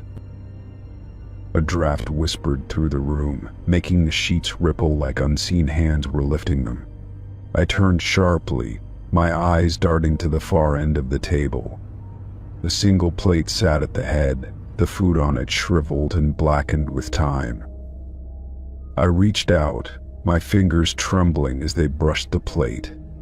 A sharp clang echoed through the room as a fork slipped from the table and hit the floor. My chest tightened as I stepped back, pulse hammering in my ears. A faint scuffling noise sounded from the hallway behind me. I whipped around, staring at the open doorway. Shadows seemed to shift, stretching unnaturally against the walls. I took slow steps backward, unwilling to turn my back on the darkness. The air grew heavier, pressing down on me like unseen hands. My skin prickled as the faintest whisper curled through the silence. The voice was soft, distant, almost melodic. It sent a chill racing up my spine, the words indistinct yet carrying a strange familiarity. I swallowed hard, my throat dry, every nerve in my body screaming to leave. The sound of wood scraping against the floor made me freeze. I turned back toward the table, eyes widening. One of the chairs had moved slightly, shifting ever so subtly away from the table. I stumbled backward, my breath hitching in my throat. The whispering grew louder, layered voices overlapping in hushed tones. My pulse pounded as a flicker of movement caught my eye near the far end of the room. The chandelier above rattled, the old chains groaning under some unseen weight. Dust drifted down in slow spirals, making the air thick and suffocating. My muscles locked in place as another chair shifted, scraping against the floor. I spun on my heel and bolted toward the doorway, my heartbeat echoing in my ears. The moment I stepped into the hall, the whispers stopped abruptly. A thick, suffocating silence settled over the house like a weighted blanket. I didn't slow down, moving quickly toward the front door. The mirrors lining the hall reflected distorted shapes, the glass warped with age. My own reflection seemed delayed, lagging behind my movements. Reaching the entrance, I grabbed the doorknob and twisted hard. It wouldn't budge, as if something on the other side was holding it closed. Panic surged through me as I rattled the door, my breath coming in sharp gasps. A soft creak sounded from the staircase behind me. I turned my head slowly, my body trembling. A dark figure stood at the top of the stairs, motionless, watching. The shape was human-like but wrong, its limbs too elongated, its head tilted at an unnatural angle. Its presence sent a cold wave of terror crashing over me, pinning me in place. I yanked at the door again, my fingers slick with sweat. The figure began to move, slow and deliberate, descending the stairs one step at a time. My vision blurred with fear as I threw my weight against the door. A gust of cold air rushed through the house, slamming the doors of the dining room shut with a deafening bang. The chandelier rattled violently, the bulbs flickering before going out entirely. Darkness swallowed the space around me, my breath coming in ragged bursts. The footsteps on the stairs grew louder, each step measured and deliberate.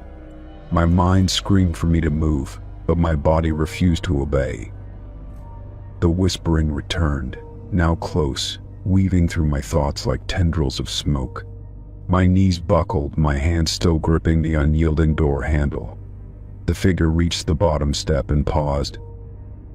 A pressure built in my chest, an overwhelming sense of being watched from every angle.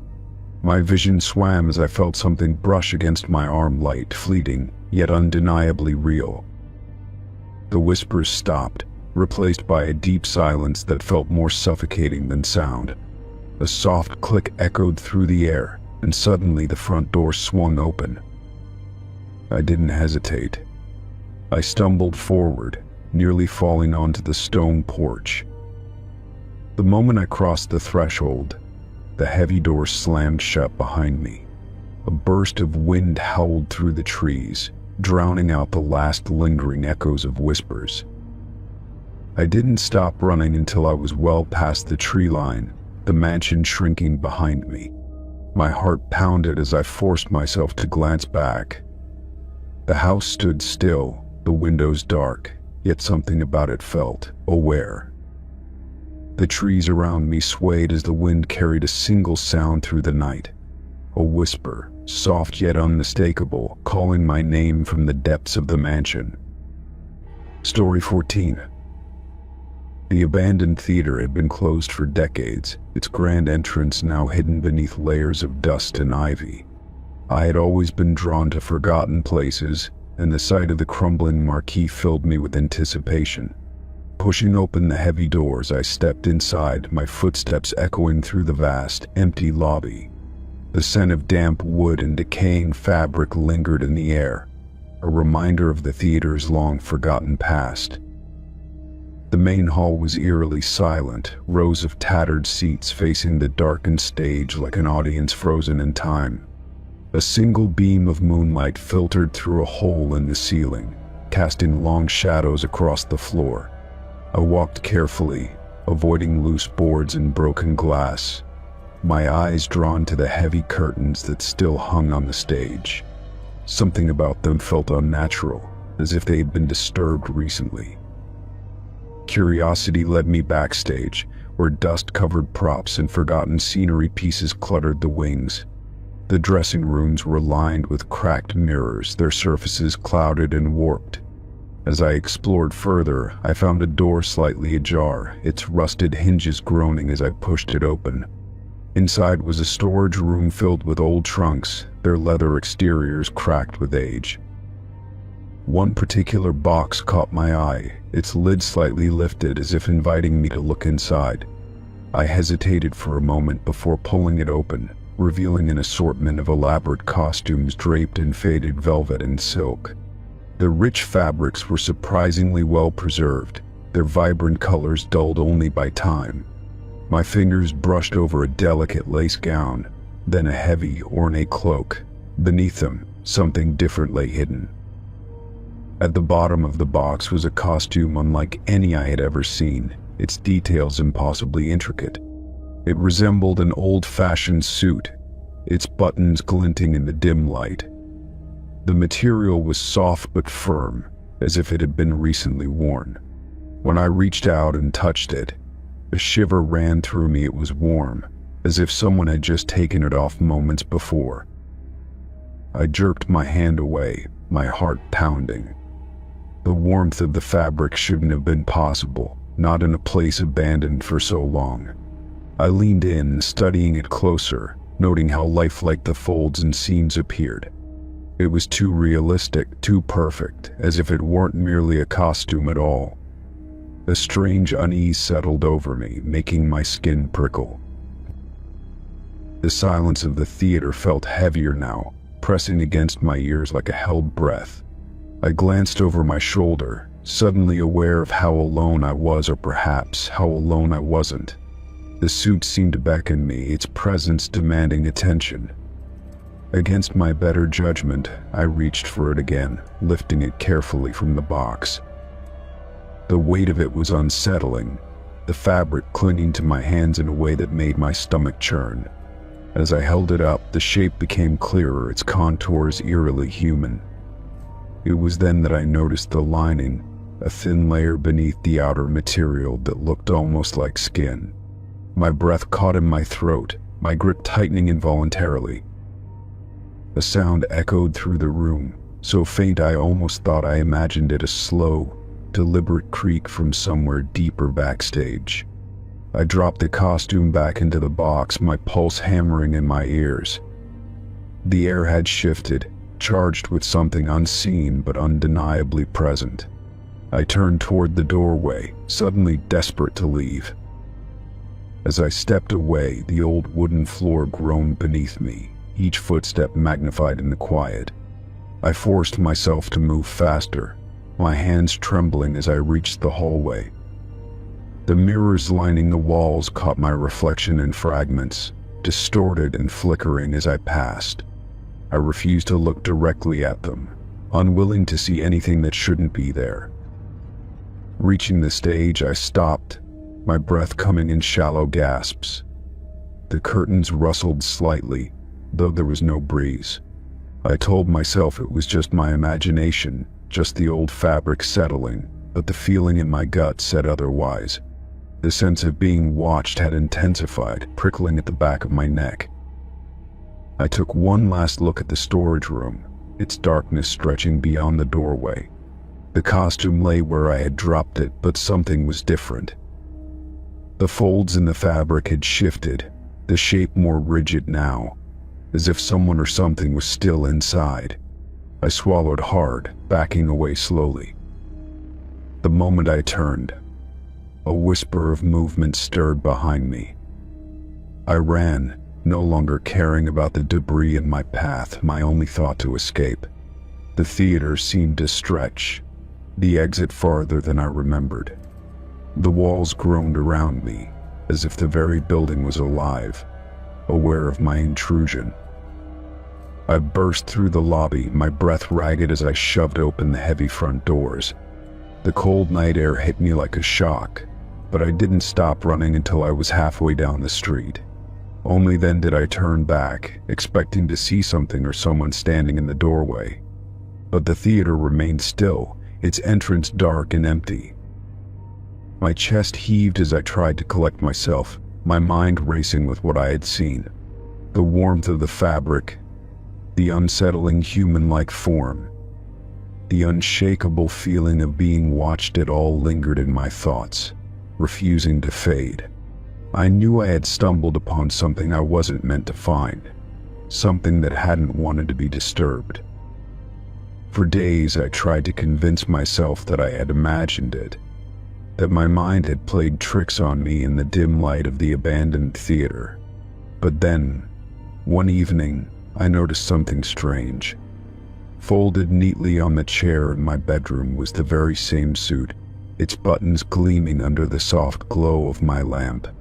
The warmth of it reached me even from where I stood, and I knew without a doubt that I was no longer alone. Story 15. Wandering through the abandoned amusement park, I stepped over cracked pavement and rusted rails. The scent of damp wood and decay clung to the air as the skeletal remains of roller coasters loomed overhead. Faded carnival posters flapped weakly in the breeze, their colors drained by years of neglect. A distant creaking noise echoed, though I couldn't tell if it was the wind or something else. I turned a corner and found myself in front of a rundown arcade, its once bright sign barely legible beneath layers of grime. The glass doors were shattered, and a thick layer of dust coated everything inside. Most of the machines stood lifeless, their screens dark and cracked. But in the center of the room, one flickered with an eerie blue glow. Curious, I stepped closer, my footsteps muffled by the dust-covered carpet. The machine was old, older than anything else in the arcade, its wooden casing chipped and warped. The screen pulsed weakly, illuminating a title screen that had no name, just a blinking prompt: press start. I hesitated, then pressed the single, unmarked button below. The screen flickered violently, the image warping as static hissed through unseen speakers. A grainy image appeared, like a live video feed, showing the entrance of the arcade. My breath caught in my throat when I realized I was staring at myself on the screen, standing exactly where I was now. But before I could react, my reflection on the screen stepped forward while I remained perfectly still. My stomach tightened as I watched the figure move independently, scanning the empty arcade. It turned its head in a slow, unnatural motion, peering past the machine as if it could see something I couldn't. Then, with a sharp snap, its head jerked back to face me. My own expression, my own eyes stared at me through the screen, but something about it was wrong. A distorted voice crackled from the speakers, though the lips of my reflection never moved. "You're late," it whispered, the words barely audible through the static. I took an instinctive step back, my pulse pounding in my ears. The screen glitched again, distorting into a cascade of swirling colors before resetting to the original arcade entrance feed. But now my reflection was gone. A cold dread crept up my spine as I turned to glance behind me. The arcade was still empty, the silence stretching unnaturally thick. I reached out and pressed the button again, desperate for some kind of explanation. This time the screen showed a hallway long, dimly lit, with peeling wallpaper and warped wooden floors. At the end of the hallway, a door stood slightly ajar, a deep shadow pooling beyond its threshold. The camera view tilted, as if someone unseen was walking forward, approaching the door with slow, deliberate steps. My breath caught as my hand reached out on the screen, fingers curling around the edge of the door. But I hadn't moved an inch. The screen cut to black just as the door creaked open. A moment later, white text appeared: "Look behind you." A sharp chill gripped my spine, every nerve screaming for me not to obey. But something primal, something instinctual, forced me to turn. The arcade remained empty, but the air felt denser, as if the walls had closed in slightly. The machine whined softly, the static stretching into an unbearable hum. Then, from somewhere deep within the arcade, a faint shuffle broke the silence. I whipped around, my eyes darting across the rows of dead machines. The sound came again, closer this time, something moving in the shadows just beyond my sight. My chest tightened as I backed away, my mind racing for an exit. Then, without warning, the machine blared a high-pitched tone, and the screen came to life once more. It was another live feed, but this time it wasn't of the arcade. It was showing a reflection again, but not mine. A figure stood in front of the machine, its shape distorted, its face a dark void. It tilted its head slightly, mimicking the movement I had made earlier. My breath hitched as it raised one hand and slowly placed it against the screen. The moment its fingers touched the glass, a deep vibration ran through the arcade, rattling the machines and sending dust cascading from the ceiling. The lights flickered, and a gust of cold air rushed past me, carrying the faint scent of something rotten. My skin prickled as the machine screen flashed erratic symbols, each one pulsing before fading into unreadable gibberish. I stumbled backward, my foot catching on something unseen, and crashed against a row of lifeless cabinets. The machine let out one final burst of static before the screen cut to black. Silence followed, thick and suffocating. I scrambled to my feet, heart hammering, and bolted toward the exit, not daring to look back. The night air hit me like a wave as I burst outside, my lungs gulping the crisp, damp breeze. The amusement park stretched before me, eerily still, as if it had been holding its breath. I forced myself to keep moving, my footsteps echoing against the cracked pavement. But as I reached the park's rusted gates, a chill crept up my spine once more. I turned to glance back at the arcade, half expecting to see something lurking in the doorway. Instead, the machine inside flickered to life again, its glow barely visible through the shattered windows. My pulse pounded as the screen revealed another live feed. It wasn't of the arcade. It wasn't of the hallway. It was showing me standing outside the park gates, but I wasn't alone. A figure loomed just behind me, its face obscured in darkness, its form barely distinguishable from the night.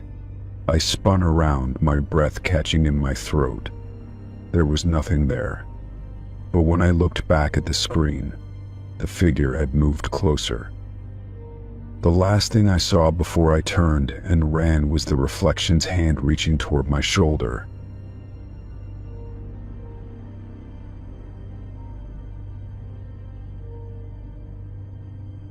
Story 16.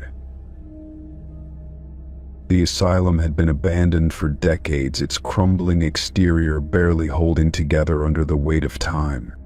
Ivy snaked up the walls and shattered windows yawned like dark mouths. I had heard the stories, the whispers of strange occurrences, but curiosity pushed me past my better judgment. Inside, the air was thick with dust, and the scent of mildew clung to every surface. My flashlight flickered as I stepped cautiously over debris, my footsteps echoing in the silence. The peeling wallpaper curled away from the walls, revealing the skeletal remains of the building's past. I moved through the halls, my breath shallow as the atmosphere pressed against me.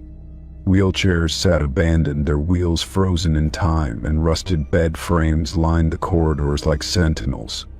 Faded patient records were scattered across the floor, the ink smeared by time and moisture. Eventually, I reached a large room filled with rows of old, dusty beds. Some still had tattered sheets draped over them, undisturbed for years.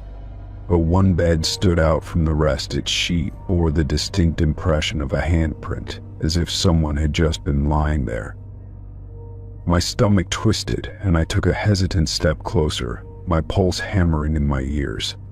The dust around the bed was unsettled, as though something had moved recently. I reached out, my fingers hovering just above the sheet, feeling the icy air that clung to it. A sudden creak behind me made my heart jolt, and I spun around, my flashlight beam darting across the empty room. The beds stood silent, their metal frames casting long shadows against the decayed walls. Yet the feeling of being watched crawled up my spine, prickling at my senses. I swallowed hard and turned back to the bed, determined to understand what I was seeing. The handprint was crisp, fresh, unlike anything else in the room. Slowly, I pressed my own hand over it, and an unnatural chill seeped into my skin. A whisper drifted through the stillness, so faint I almost convinced myself I had imagined it. My throat tightened as I glanced around, my grip on the flashlight unsteady.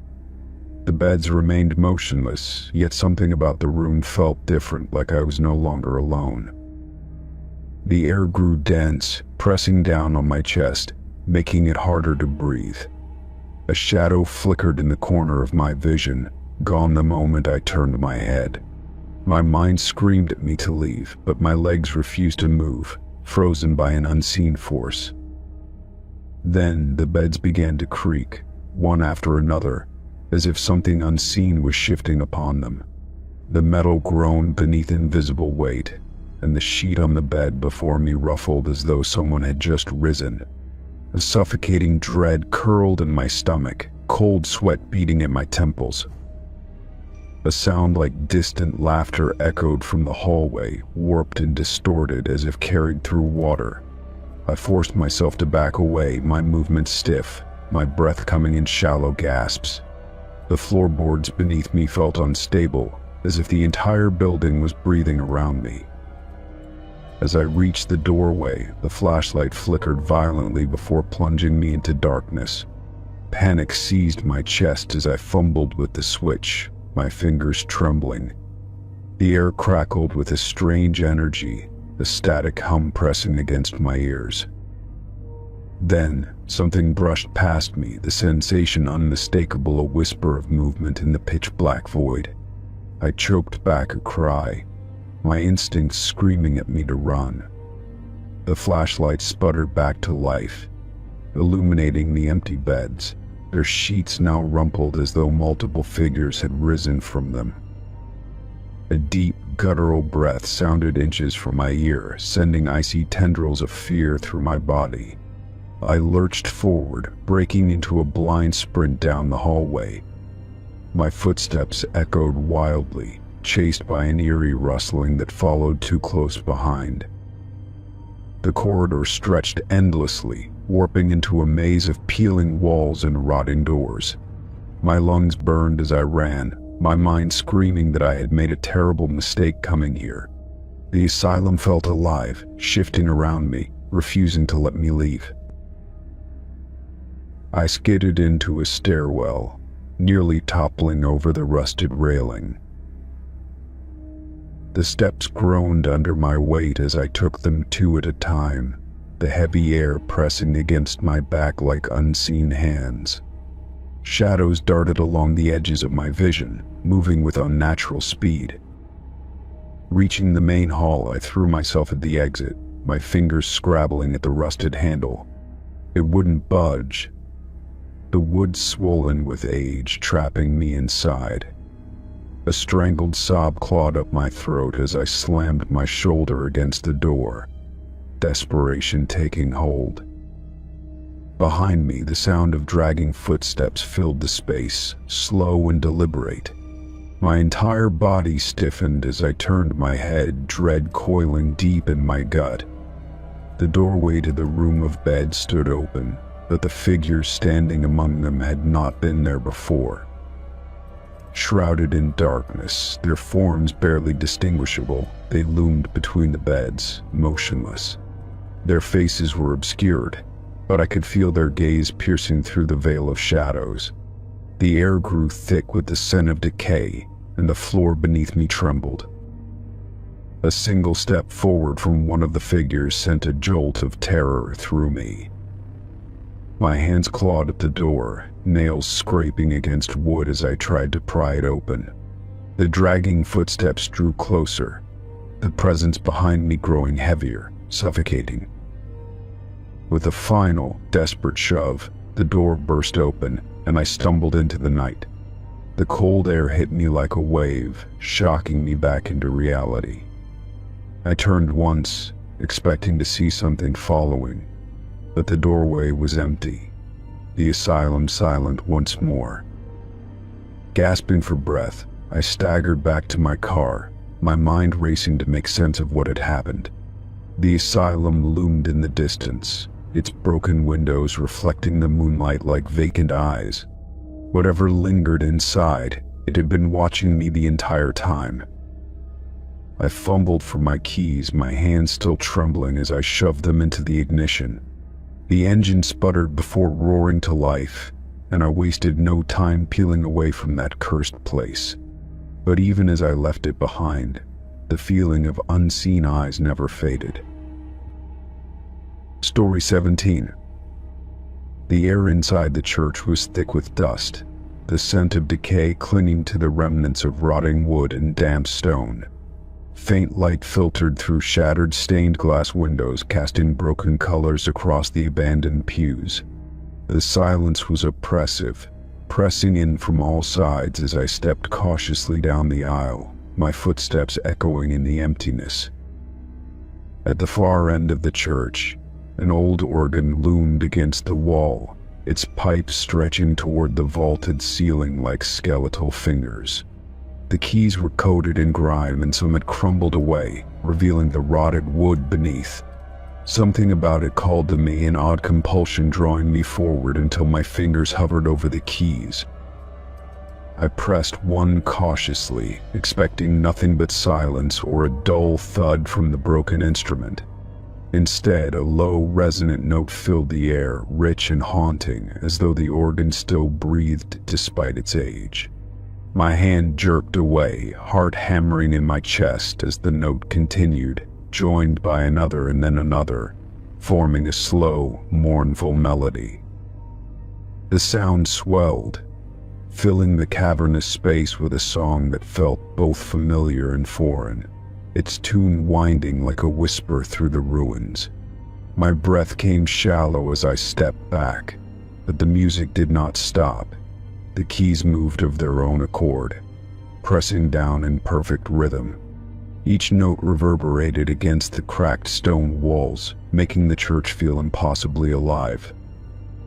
A shiver ran through me as I turned in a slow circle, scanning the shadows for any sign of movement. Dust swirled in the dim light, shifting as though disturbed by an unseen presence. The pews remained empty, the altar untouched, yet the music persisted, as though played by invisible hands. Something about the tune unsettled me. It was neither joyous nor sorrowful, but something in between, teetering on the edge of remembrance and regret. My pulse quickened as I took another step back, my mind racing to rationalize what I was hearing. The organ's pipes groaned, expelling a long, wheezing breath that made the melody seem almost human. A gust of wind rushed through the broken doors behind me, stirring the dust into twisting shapes that dissipated almost as quickly as they formed. My eyes darted toward the entrance, where the wind howled like a distant voice calling from beyond the grave. The organ continued its eerie song, the notes dipping into an unfamiliar, discordant rhythm. I swallowed hard, my throat dry as I forced myself to approach the instrument again. There had to be an explanation, perhaps a mechanism hidden within, a trick of old machinery refusing to die. Yet as I reached for the keys once more, the music stopped abruptly, cutting off mid-note with an eerie finality. Silence pressed down once more, heavier than before, as if the air itself had thickened. My fingers brushed the keys, and a sudden chill shot up my arm, so cold it burned. I yanked my hand away, my breath coming in quick, uneven bursts. The sensation lingered, the icy touch fading only as I backed away from the organ. A sound broke the stillness, not from the instrument, but from somewhere deeper within the church. It was faint at first, barely more than a whisper, but it grew, taking shape into something unmistakable. Footsteps, slow, deliberate, echoing from the darkened hallway near the altar.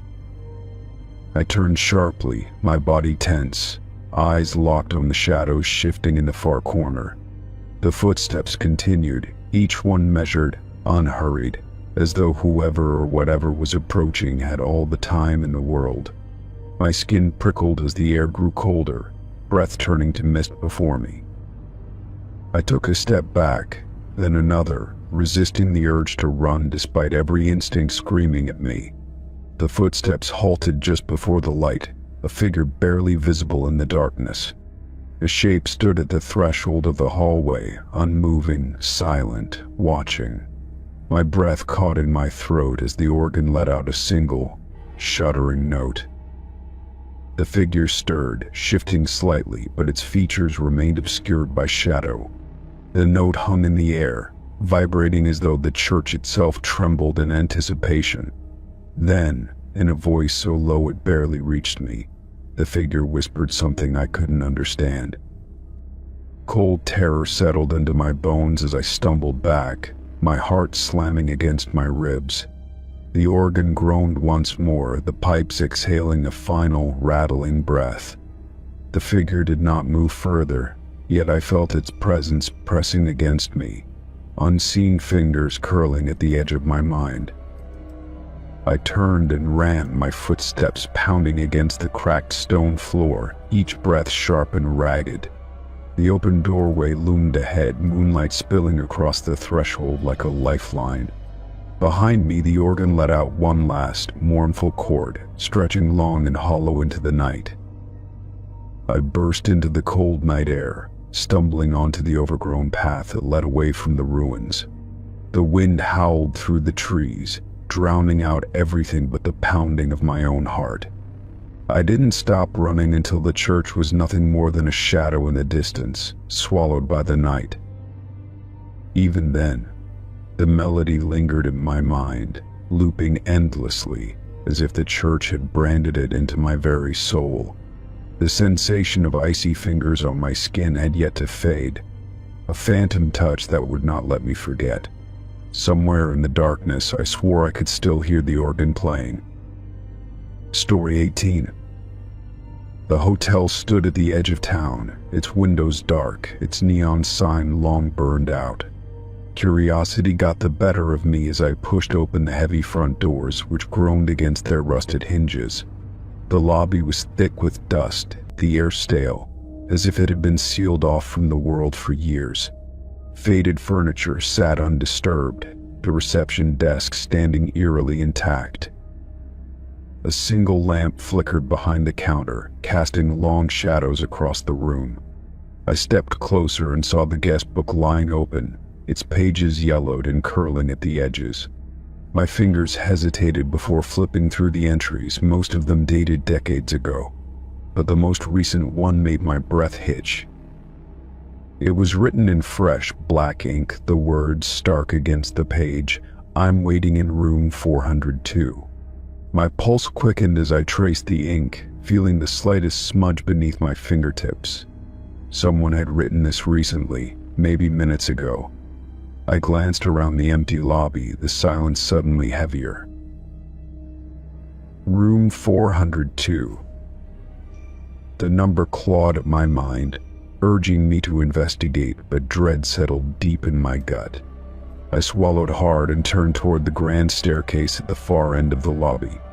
Each step groaned beneath my weight as I ascended, dust rising in the air, disturbed for the first time in years.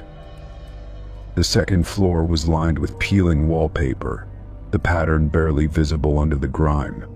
Faint drafts slipped through broken windows, making the chandeliers above sway slightly.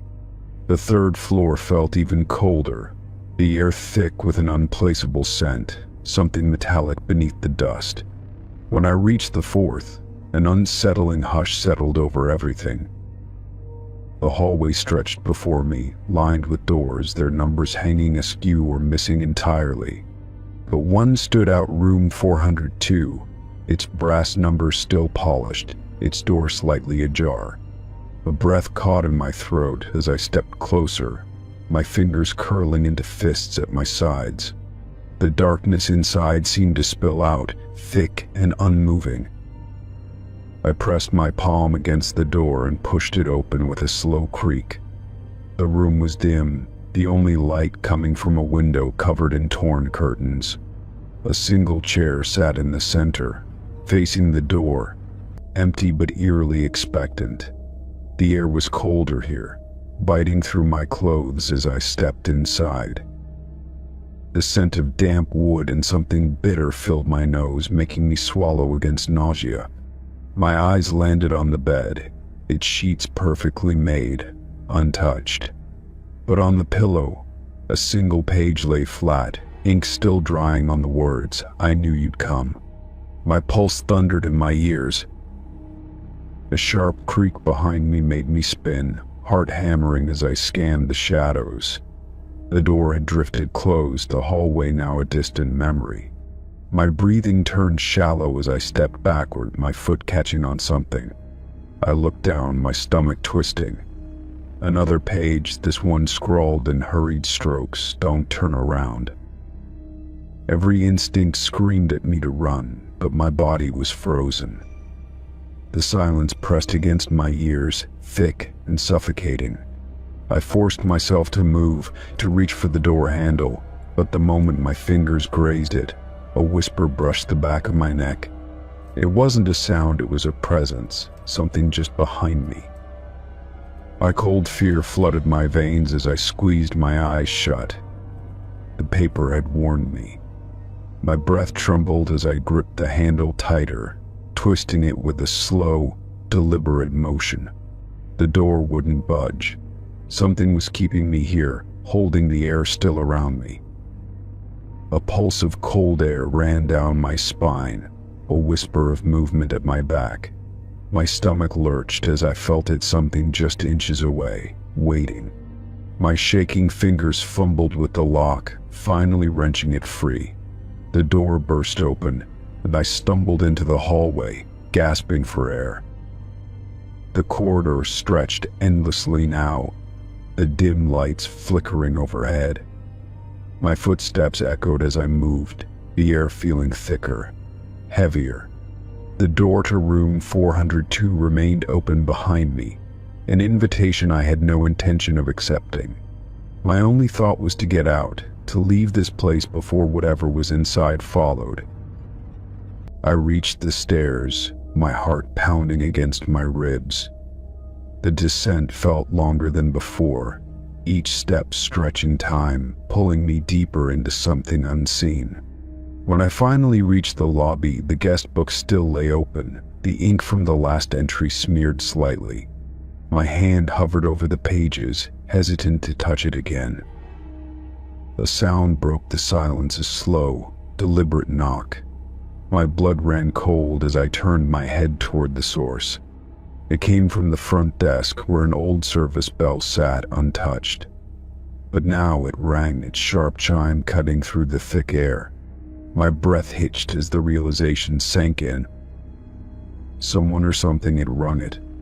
My body screamed at me to run, but my legs refused to move.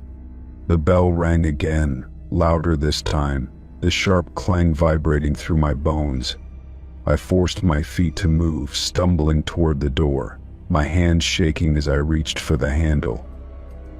The moment I pushed it open, the air shifted behind me, as if something had stepped closer. The cold breath of an unseen presence sent every hair on my body standing on end. I didn't dare look back. I stepped into the night, the door swinging shut behind me with a heavy thud. The hotel loomed in silence, its windows empty, watching.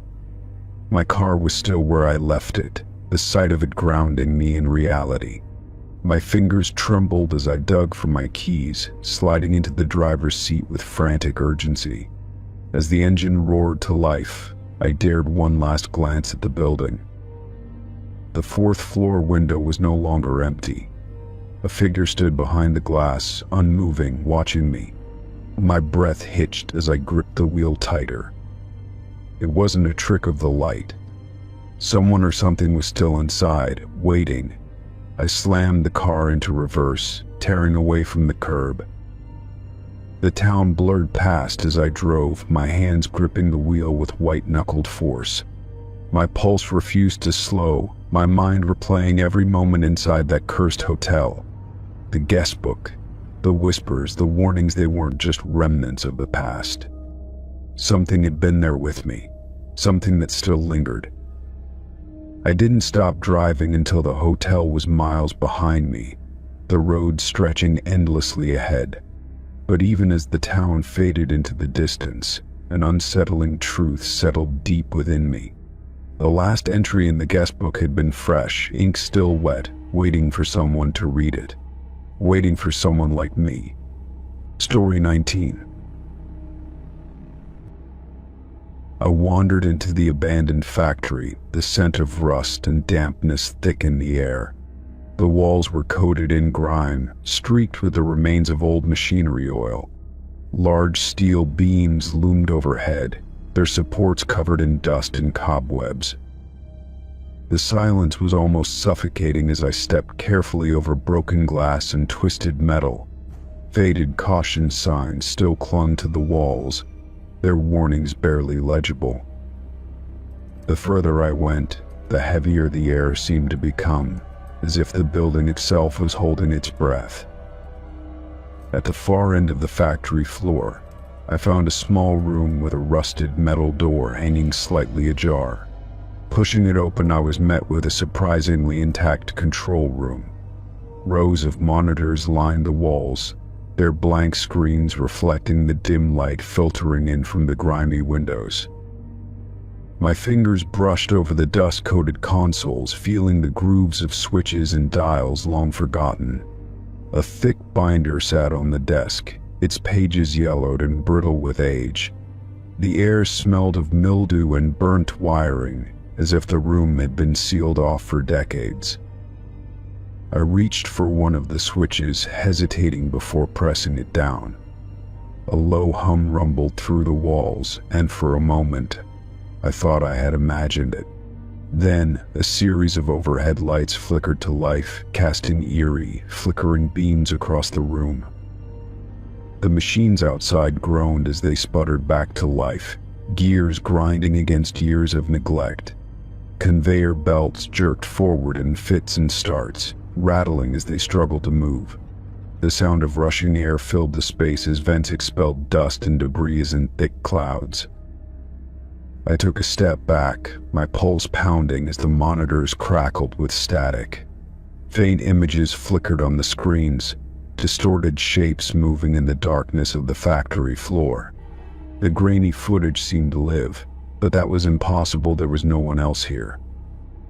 One of the monitors displayed a corridor I hadn't seen before, the camera angle shifting slightly as if tracking movement.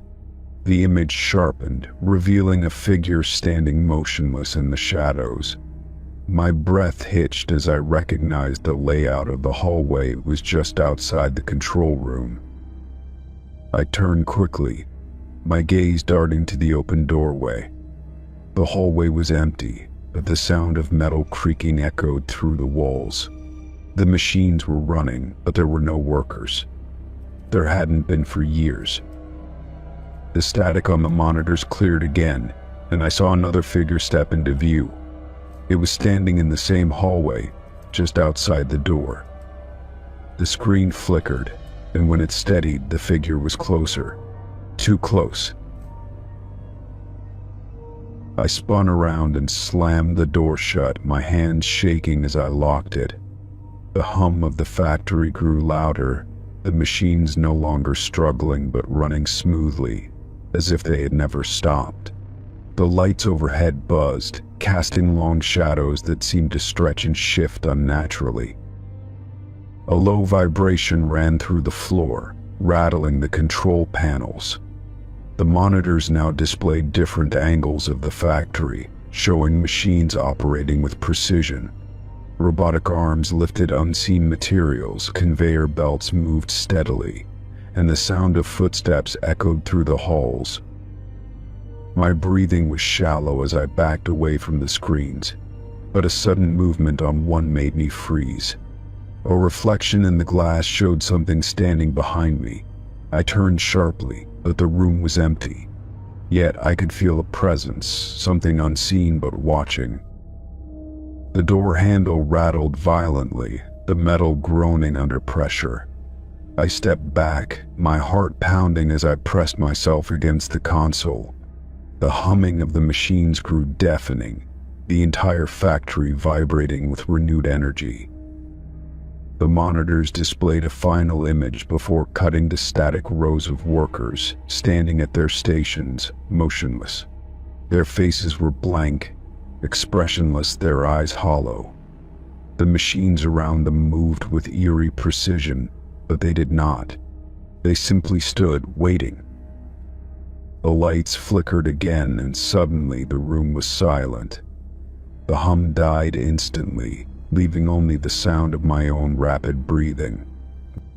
The monitors went dark, the factory floor beyond the control room still and lifeless once more. I stood there, listening, waiting for something else to happen. The air felt different, heavier, as if the building had exhaled its last breath. Slowly, I reached for the door handle, bracing myself for what might be outside. The hallway was empty, just as it had been before. The factory floor was still coated in dust and rust, the machines frozen in time once more. It was as if none of it had ever happened. Yet, as I stepped out of the control room, I noticed something that hadn't been there before. A single footprint in the dust, leading away into the darkness. Story 20. The old zoo had been abandoned for years, its entrance gate hanging open, rusted chains still dangling from the latch. Weeds had overtaken the pathways, winding through the cracked pavement like nature reclaiming what man had left behind. The buildings loomed in eerie silence, their faded signs barely legible beneath years of dust and decay. I wandered deeper, past crumbling enclosures and shattered glass, the air thick with the scent of damp wood and mold. The remains of cages lined the path, their bars bent and broken, as if something had forced its way out. Somewhere in the distance, the wind moaned through the trees, carrying whispers of forgotten things. The lion's cage stood at the end of the path, larger than the others, its once formidable bars now coated in rust. The metal gate creaked as I pushed it open, the sound echoing into the stillness. I hesitated before stepping inside, my breath shallow, the air heavy with an almost tangible weight. Inside, the ground was littered with old bones, brittle and discolored, their edges worn smooth with time. The walls were covered in deep scratches, claw marks that ran from floor to ceiling. A strange sensation crawled up my spine, something primal, an instinct warning me that I was not alone. Then I heard it, a deep, slow breath, resonating through the darkness like a steady pulse. It came from the back of the enclosure, where the shadows stretched thick and unmoving. I swallowed hard, my heartbeat thudding against my ribs, the sound of that breath too deliberate, too measured to belong to any animal. I took a cautious step forward, my shoes crunching over old debris, the air growing colder the closer I got. The breathing remained steady, unfaltering, as if whatever lurked in the shadows knew I was there. The rusted bars at the back of the enclosure had been forced apart, twisted open like fingers pried too far. Something moved beyond them, just beyond my sight, shifting in the darkness. A whisper of movement, a subtle shift in the stale air, but enough to make my skin prickle. I knew I should turn back, leave while I still could, but my feet remained rooted in place. A low rumble echoed through the cage, not quite a growl, not quite a sigh, but something in between. The sound carried with it an eerie patience, like whatever was there had been waiting for a long time. My breath hitched as the shadows seemed to ripple, something tall and hunched stirring within them. I took a step back, heart pounding, the air growing thick and oppressive around me. The bars behind me suddenly felt too far away, the exit impossibly distant. The thing in the darkness exhaled again, slow and steady, as if testing the space between us. A metallic clang rang out as something heavy scraped against the bars, the rusted metal groaning under unseen weight. My pulse thundered in my ears, and I turned sharply, stumbling toward the exit. The air behind me shifted, movement too large to be ignored, but I didn't dare look back. I reached the open gate just as a shadow stretched across the ground beside me, long and unnatural. My hands fumbled against the metal, cold and damp beneath my grip, the scent of decay clinging to my skin. Something let out another slow breath, closer now, just behind me. I bolted, nearly tripping over the uneven ground as I sprinted away from the cage. The air around me felt heavy, like something unseen was still reaching for me, its presence stretching beyond the bars. My footsteps pounded against the cracked pavement, but even as I ran, I swore I could still hear it breathing. The zoo blurred past me, cages and ruins melting into a whirlwind of rust and shadows. I didn't stop until I reached the entrance, my lungs burning, my hands trembling as I gripped the old gate. The air here felt lighter, but the weight of what I had seen or hadn't seen clung to me. I risked one last glance over my shoulder, my chest still heaving from exertion. The lion's cage stood silent, its bars as rusted and broken as before, but the shadows within had shifted. Something watched me from the darkness, unseen but undeniable, waiting. I turned and left without looking back again, the echoes of slow, measured breaths following me into the fading light. The zoo remained behind, swallowed by time and silence, but I knew I had not been alone in that cage. Whatever was there had seen me, known me, and it was still waiting. Story 21. The school stood in eerie silence, its windows shattered and its doors hanging open like a long-forgotten relic. Nature had started reclaiming the building, with vines creeping through cracks in the brick and weeds bursting through the pavement. The air smelled of dust and decay, the remnants of a place once filled with voices now swallowed by time. I stepped inside, my footsteps echoing through the empty hallways. Lockers lined the walls, their paint chipped and rusted, some hanging open as if waiting for their owners to return. Faded posters still clung stubbornly to the bulletin boards, their edges curling with age. The deeper I walked, the more I felt the weight of the stillness pressing in. My fingers brushed over the cool metal of a locker door, the surface rough with rust. Without thinking, I pulled it open, the hinges groaning in protest.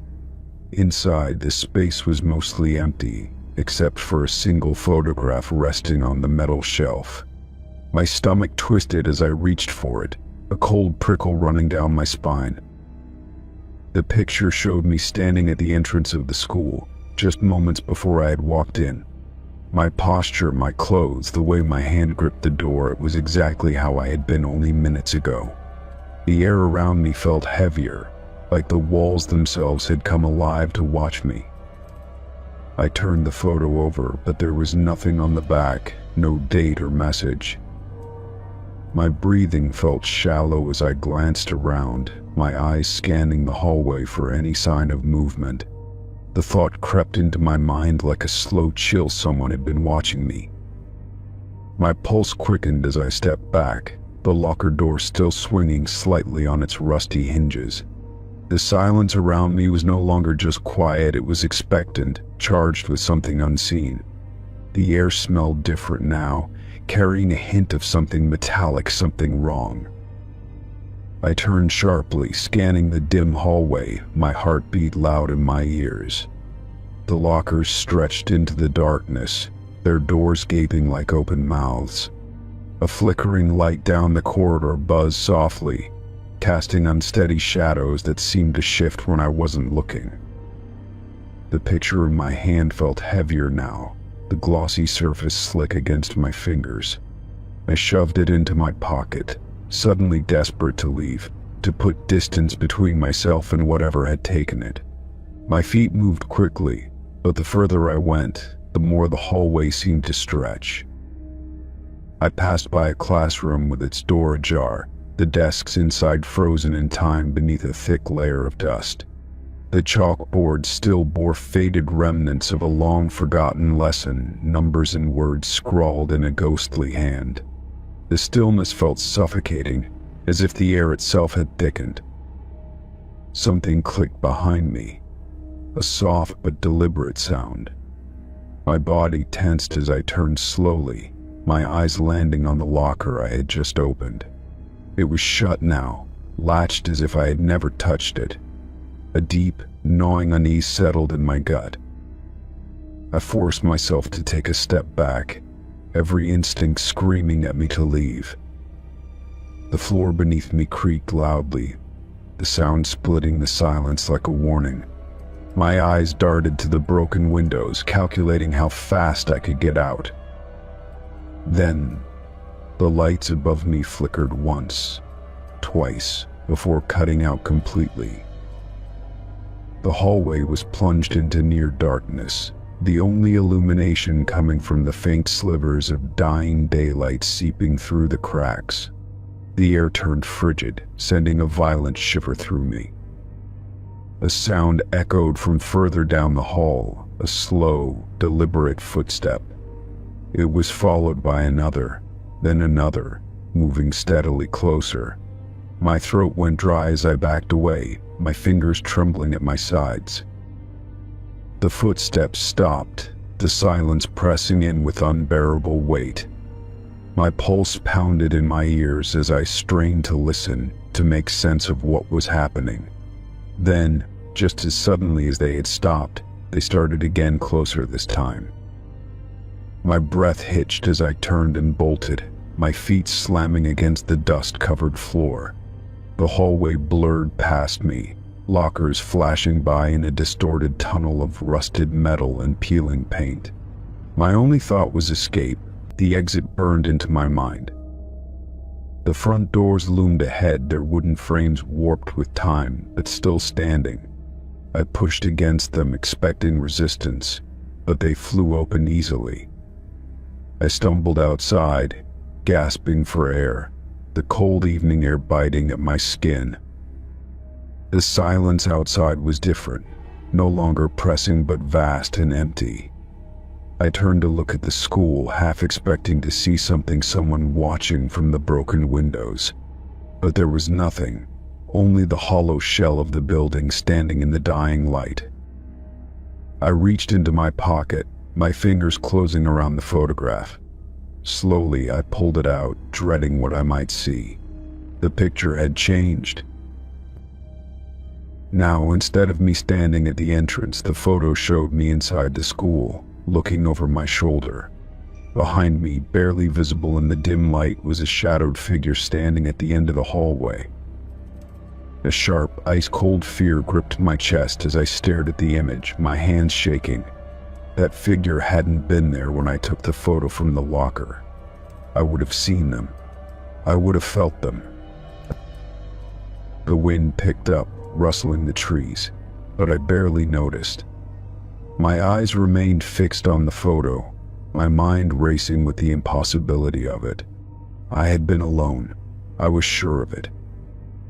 I dropped the picture, watching as it fluttered to the ground, landing face up on the cracked pavement.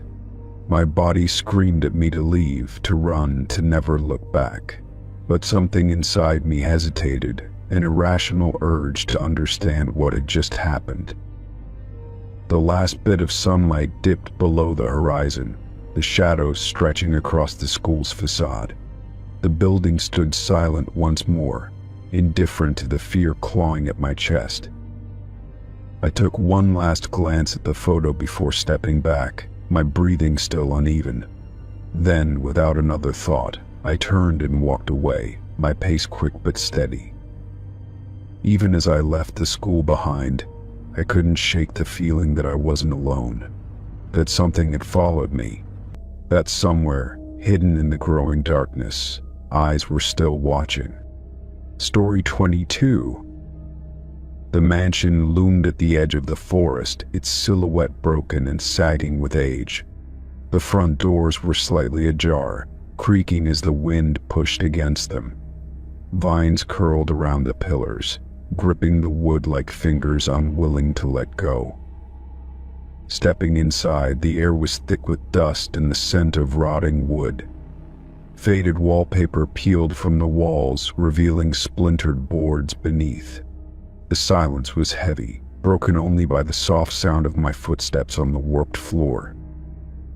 A grand staircase stood in the center of the foyer, its railing coated in dust.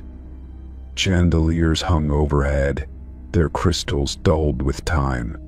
Doorways stretched into darkened rooms, their contents long forgotten and untouched. I moved deeper into the house, my fingers brushing against the crumbling walls. The air grew colder as I passed through an arched doorway leading into a long corridor. The hallway was lined with tall mirrors, their gilded frames tarnished with age. The glass was warped, some mirrors cracked, others covered in a thin layer of grime. My own reflection stared back, distorted by the imperfections in the glass. The further I walked, the more the air seemed to shift, pressing against me like unseen hands. Halfway down the corridor, I stopped. One of the mirrors showed something that shouldn't have been there. A figure stood just behind me, its form faint, barely more than a shadow in the glass. My breath caught as I turned quickly, my heart pounding in my chest. The hallway behind me was empty, the air still and unmoving. But when I turned back to the mirror, the figure remained, closer than before. A deep chill settled into my bones as I stared into the reflection. The figure was tall and shrouded in darkness, its face obscured. It did not move, did not shift, only loomed just behind my shoulder. I took a slow step back, watching to see if the reflection changed. The figure moved with me, staying just out of reach. The closer I looked, the more I felt the weight of unseen eyes pressing into me. The silence in the hallway became deafening, thick with something unseen. I swallowed hard, forcing my breathing to steady. Reaching out, I touched the surface of the mirror, my fingertips meeting the cold glass. A faint breath of air brushed the back of my neck. I spun around again, my pulse hammering, but there was still nothing behind me.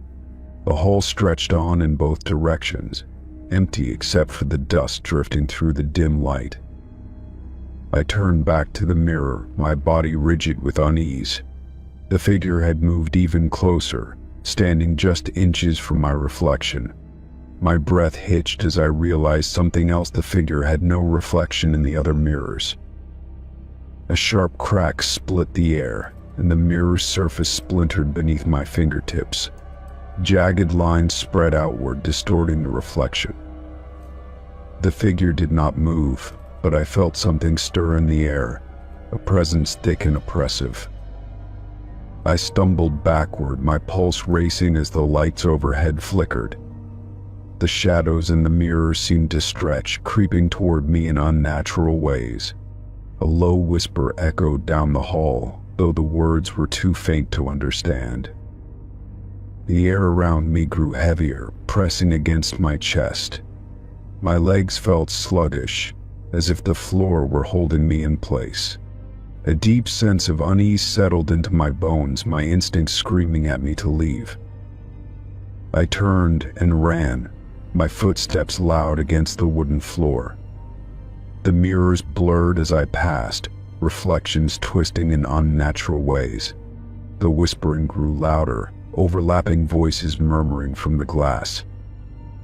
Reaching the end of the hallway, I grasped the doorknob, my hands slick with sweat.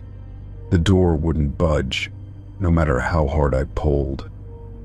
The whispering behind me rose into a soft, almost mocking laughter. Spinning around, I saw that every mirror now held the same figure. Dozens of reflections stared back, each shadowed form lingering behind my own. The air crackled with energy, and the floorboards beneath me groaned. A shattering sound rang out as the first mirror burst, shards of glass spilling across the floor. One by one, the others followed, filling the corridor with sharp, echoing cracks. The reflections fractured, the figures twisting and writhing in the broken glass. I covered my ears, the noise deafening, like a chorus of voices screaming from within the shards. The ground beneath me trembled, and the walls groaned as if the house itself were coming alive. The light overhead flickered violently, plunging me into brief moments of darkness. Then, as suddenly as it had begun, the noise stopped. The air was still once more, the hallway deathly silent. I lowered my hand slowly, my breath coming in short gasps. The mirrors were gone, replaced by empty frames lining the walls. The shattered glass had vanished, leaving no trace of what had just happened. The only evidence of what I had seen was the lingering chill in the air. I backed away, my mind struggling to process what had just happened.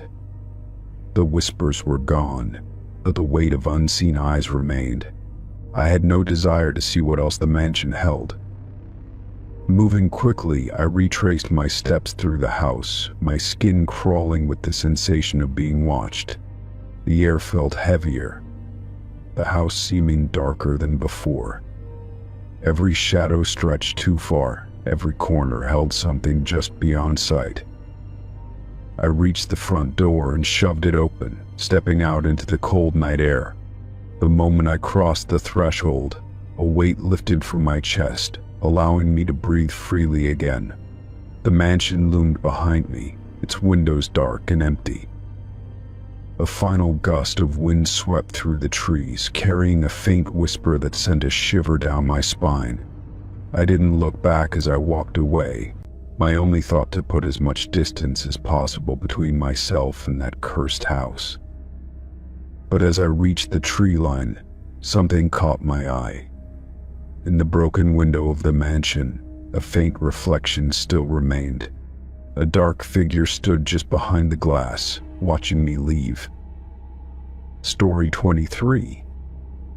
The factory loomed ahead, its skeletal remains stretching toward the overcast sky. Rusted metal and shattered windows gave it an air of abandonment, long forgotten by the world. A cold breeze carried the scent of damp earth and decay, whispering through the broken beams.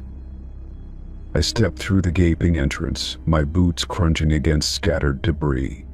The vast space inside was filled with rusted machinery, conveyor belts frozen in time.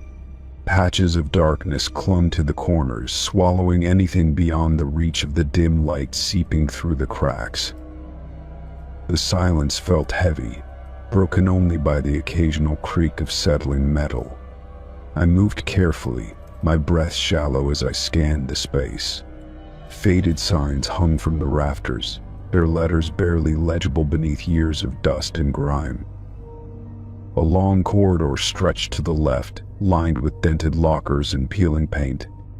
The air grew stale as I walked further in, the scent of mildew thickening. A single flickering bulb dangled from the ceiling, casting erratic shadows against the walls. A rusted door stood ajar at the end of the hall, its edges corroded with time. I hesitated before pushing it open, revealing a small room lined with metal racks. Old uniforms hung limply, their fabrics stiff with age, untouched for years. The sight of them sent a chill through me, their presence too orderly for a place so abandoned. Some bore faded name tags, their lettering smudged beyond recognition. Dust coated the fabric, except for one. A single uniform stood apart, draped over a chair in the center of the room. The fabric was damp, streaked with mud as if someone had just worn it. The sight sent an uneasy prickle up my spine, my fingers twitching with hesitation. I stepped closer, my pulse thrumming in my ears. The mud was fresh, still damp to the touch, smudging against my fingertips. The air carried a strange, metallic scent, something deeper than rust. A faint trail of wet footprints led away from the chair, vanishing into the shadows beyond the doorway. My chest tightened as I traced them with my eyes, my breath coming in short, sharp gasps. The factory was supposed to be abandoned. A distant sound echoed from deeper within the building, a faint shuffling of movement. I froze, my muscles locking as I strained to listen. The noise was slow, deliberate, as if someone was carefully stepping through the debris. I backed away from the chair, my heartbeat hammering against my ribs. The air felt heavier now, pressing in from all sides. Another noise followed, the sound of fabric brushing against metal. I turned sharply, my gaze sweeping over the racks of uniforms. They hung still, unmoving in the stale air. Yet, the feeling of being watched gnawed at the edges of my mind. The door behind me let out a soft creak, shifting slightly as if touched by unseen hands. I clenched my fists, my skin prickling with the cold sweat creeping down my back. Something was wrong. The footprints leading out of the room no longer faded into the distance. Instead, they trailed back toward me, stopping just outside the door. My breath hitched as I took a shaky step backward. A low sound, barely more than a whisper, slithered through the silence. My pulse pounded as I fought the urge to turn and run. The sound was closer now, coming from just beyond the threshold. A flicker of movement caught the corner of my vision, something shifting in the dark hallway. My hands clenched as I forced myself to move, stepping toward the door with slow, measured movements. The factory felt different now, as if something had woken from its slumber. I pressed my back against the doorframe, my breath uneven. The corridor stretched before me, lined with shadowed corners and peeling paint. The footprints, once leading away, now led directly to where I stood. A sudden crash shattered the silence, metal clattering somewhere deep within the factory. I flinched, my heart slamming against my ribs. The sound echoed endlessly, swallowed by the vast emptiness around me. I took a step forward, my instincts screaming to leave. The factory groaned in response, the walls seeming to exhale around me. Each movement felt like an invitation for something unseen to close in. Another whisper, this time closer, sent ice through my veins. It wasn't the wind, nor the settling of the building. It was deliberate, purposeful, a voice just beyond my reach. I bolted down the hallway, my footsteps loud against the cracked floor. The space around me felt tighter, the air thickening with every step. The entrance was still far away, the open doorway a distant hope.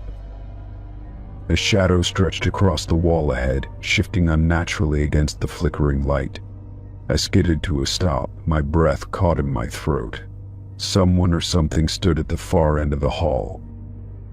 The figure remained still, its outline barely distinguishable from the darkness. My chest ached with the effort of holding my breath. The silence stretched, unbearable, waiting for something to break it. The figure took a slow step forward, its movements fluid yet unnatural. My body screamed for me to run, but I couldn't force myself to move. The factory walls seemed to tighten, pressing inward, trapping me in place. A metallic scent flooded my senses, sharp and overwhelming. The figure took another step, and the flickering light illuminated a flash of fabric. The uniform, the same one from the small room. My stomach lurched as I stumbled backward, my legs trembling. The figure tilted its head as if studying me. The whispering returned, curling around my ears like invisible fingers. I turned and sprinted, my lungs burning as I raced toward the exit. The factory groaned in protest, the walls shuddering with unseen force. The air crackled with something unnatural, pressing against my back. The doorway loomed ahead, an opening to the outside world. I pushed forward, the weight of the factory clawing at my heels. The whispers turned to a deafening hum, vibrating through the walls. Just as I crossed the threshold, the air behind me collapsed into silence. I stumbled onto the cracked pavement outside, my chest heaving. The factory stood quiet once more, as if nothing had ever stirred within. I turned back, my hands shaking as I wiped the sweat from my brow. The doorway gaped like an open mouth, waiting. Inside, past the threshold, a single wet footprint marked the floor. It wasn't mine. Story 24. The abandoned church stood at the edge of town, its once grand steeple leaning slightly as if bowing under the weight of time. Ivy crawled up the stone walls, wrapping around the broken stained glass windows like nature's attempt to reclaim what had been left behind. The wooden doors were warped and splintered, but they creaked open with little resistance. A musty scent of damp wood and aged paper filled the air as I stepped inside. The pews were covered in dust, their surfaces marked by time and decay. The silence was heavy, pressing against my ears like a held breath. Shafts of light filtered through the shattered windows, casting fractured colors along the stone floor. The atmosphere was still, as if the church had been frozen in time. I walked cautiously down the center aisle, my footsteps muffled by the thick layer of dust. The altar loomed ahead, its once polished surface dulled with age. Then I saw it, a single candle burning in the center, its small flame flickering in the dim light. The wax had barely melted, fresh and untouched, as if someone had lit it moments before my arrival. A chill ran through me, my pulse quickening. The church had been abandoned for decades, left to rot after the town dwindled away. There should have been no one here, no reason for a candle to be burning. The air smelled faintly of melted wax, a scent that shouldn't have existed in a place left to ruin. I approached the altar slowly, my eyes locked on the flame. The candle was thick, ivory-colored, and pristine despite the dust coating everything else. I reached out hesitantly, half expecting my touch to reveal some trick of the mind. The heat from the flame was real, pulsing softly against my fingertips. A sound echoed from the back of the church, a soft shuffle, barely more than a whisper against the stillness. I froze, my breath catching in my throat. My eyes darted toward the source, but the shadows remained undisturbed. The sensation of being watched prickled at my skin, a slow, creeping unease settling into my bones. I turned back to the candle, my mind racing. Had someone been here before me? If so, where were they now? The idea that someone else was lurking in the abandoned church, unseen, sent a ripple of dread through me. I swallowed hard and forced myself to remain calm. The candle's flame flickered violently for a moment, though there was no breeze. My stomach twisted as I stepped back, my instincts screaming at me to leave. Something about this place felt wrong, like I had stepped into a space that was no longer meant for the living. The air seemed heavier now, thick with an unspoken presence. A quiet creak sounded behind me, like the gentle pressure of a footstep against old wood. I spun around, my pulse hammering, but there was nothing but empty pews and crumbling walls. My breath came in shallow gasps as I strained to listen, my heart pounding against my ribs. The candle's glow cast long, shifting shadows that danced along the stone. I took another step backward, my mind racing with possibilities. Perhaps I wasn't alone, but whoever was here didn't want to be seen. Or worse, perhaps they weren't hiding at all. A sudden, suffocating stillness fell over the church, as if the air itself had thickened. The candle flickered once more, then suddenly went out, plunging the altar into darkness. My breath caught as the last wisp of smoke curled into the air. The absence of the light left an eerie void, making the church feel colder, emptier. I hadn't touched it, hadn't even been close enough to disturb the flame. A whisper drifted through the air, so faint I almost thought I imagined it. The sound sent a shiver down my spine, my skin erupting in goosebumps. I turned sharply, scanning the dim interior, but the church remained silent. The pews stretched out in endless rows, empty yet filled with an unseen presence. The urge to leave became overwhelming, my body screaming at me to move. I took a step toward the entrance, my legs stiff with tension. Another whisper brushed against my ear, closer this time, almost as if someone stood just behind me. I spun around, my breath hitching, but there was nothing there.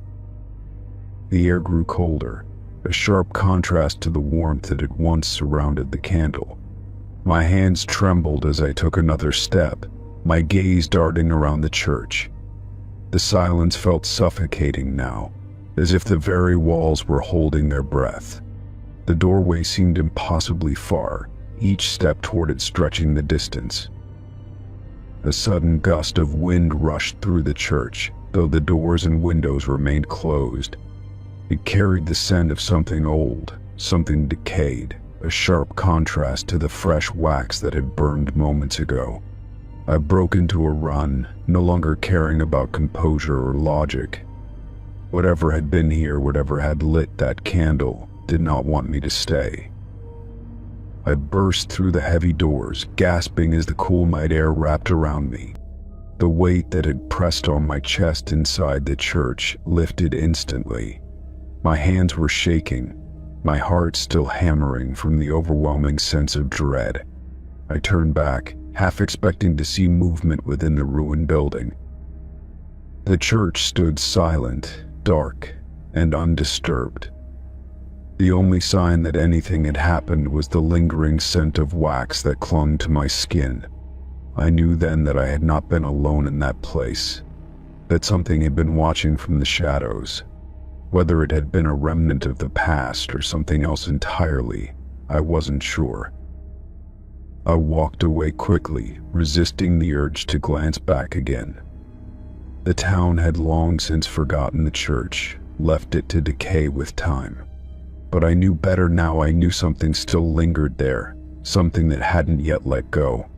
The candle had been a sign, a warning, and I had barely escaped before whatever had lit it decided I should stay. Story 25. The amusement park loomed in the distance, its skeletal rides silhouetted against the overcast sky. Rusted gates stood half open, swaying slightly in the wind, as if inviting me inside. The scent of damp wood and decay lingered in the air, mixing with something faintly sweet, like old popcorn. The silence was thick, pressing against my ears as I stepped past the threshold. The cracked pavement crunched beneath my feet as I made my way deeper into the park. Faded banners clung desperately to their poles, their slogans barely legible through years of neglect. An old carousel stood motionless, its horses frozen mid-gallop, their painted eyes dull and lifeless. Something about the place felt wrong, as if it had been waiting for me. I turned a corner and spotted a small ticket booth nestled between two collapsed game stalls. The glass was clouded with grime and the wood was warped and splintered. Yet on the counter, untouched by dust or decay, sat a single ticket. My pulse quickened as I stepped closer, my eyes locking onto the name printed in bold letters across the paper. It was my name. The date stamped beneath it was today's. My fingers hesitated before picking it up, the paper smooth and crisp as if freshly printed. A chill ran down my spine as I scanned the empty park, searching for any sign of life. No one was there, yet I couldn't shake the feeling that someone had left it for me. I turned the ticket over, half expecting some kind of explanation, but the back was blank. The entrance gates had been open when I arrived, but now they were shut, locked tight with a chain that hadn't been there before. A soft hum filled the air, like distant carnival music drifting from somewhere deep within the park. The sound pulled me forward, leading me past abandoned rides and toppled booths. The Ferris wheel stood motionless, its rusted frame groaning as the wind pushed against it. Faded stuffed animals lay scattered on the ground, their button eyes staring up blankly. Every instinct screamed for me to leave, but my feet kept moving. At the park's center stood a grand theater, its marquee cracked and unreadable. The doors were slightly ajar, a soft golden light spilling from within. My hand tightened around the ticket as I stepped up to the entrance, the scent of old fabric and dust thick in the air. The moment I crossed the threshold, the door slammed shut behind me. Rows of velvet-covered seats stretched out before me, all facing a stage shrouded in darkness. A single spotlight flickered to life, illuminating a podium at the center. The silence was heavy, oppressive, pressing down on my chest. Then, without warning, the speakers crackled to life. "Welcome," a voice announced, smooth and hollow. "We've been waiting for you." My breath hitched as a faint rustling filled the theater, the sound of unseen bodies shifting in their seats. The darkness beyond the spotlight seemed to pulse, something lurking just beyond my vision. A figure stepped into the light, its form eerily familiar. My stomach clenched as I realized I was looking at myself, standing at the podium, staring directly at me. The reflection of my own face smiled, though my lips remained firmly pressed together. "Please, take your seat," it said in my voice. My legs trembled as I hesitated, but the unseen audience stirred again, a low murmur rippling through the air. The other me tilted its head slightly, eyes dark and unreadable. "The show is about to begin," it said, extending an arm toward the empty seats. The ticket in my hand burned cold against my palm. I forced myself forward, lowering into a seat near the back. The cushions sagged beneath me, releasing a puff of dust into the air. As soon as I settled, the lights dimmed, plunging the room into near total darkness. A faint glow flickered across the stage, revealing a massive curtain beginning to rise. The screen behind the podium flickered to life, displaying a grainy image of the amusement park. It was moving, as if filmed from someone's perspective, weaving through the empty pathways I had just walked. My heartbeat thundered as I realized it was following my exact path, down to the moment I picked up the ticket. The scene continued, playing out my journey through the park in real time. But then, something changed. The camera panned slightly, revealing a shadow following just behind me, its form stretching unnaturally against the dim light. My hands clenched the armrests as I fought the urge to turn around. The audience murmured again, a sound like rustling leaves or whispering voices. The figure on the screen crept closer, its movements jagged, unnatural. My reflection at the podium smiled wider, teeth gleaming in the dim light. "It's time," it said, "for the final act." The screen cut to black, and the theater fell into suffocating silence. My breath came in shallow gasps as I gripped the armrests, my knuckles white. Then, directly behind me, a chair creaked as if someone had just sat down. A cold presence pressed against my back, the air thick with something unseen. My reflection on stage turned its head toward me, its grin stretching impossibly wide. "Enjoy the show," it whispered. The lights above flickered, and in that brief flash I saw them rows upon rows of figures, seated in every chair, their faces blank and watching. A strangled gasp caught in my throat as the darkness swallowed them again. I shot to my feet, the ticket slipping from my fingers as I stumbled toward the doors. They wouldn't budge. My breath hitched as I pounded against the wood, my pulse hammering in my ears. The whispers behind me grew louder, overlapping into a chorus of indecipherable voices. Then, the final words came, clear and deafening. "You belong to the park now." The lights shut off completely, plunging me into total darkness. The last thing I felt was cold hands wrapping around my arms, pulling me back into the seats. Story 26.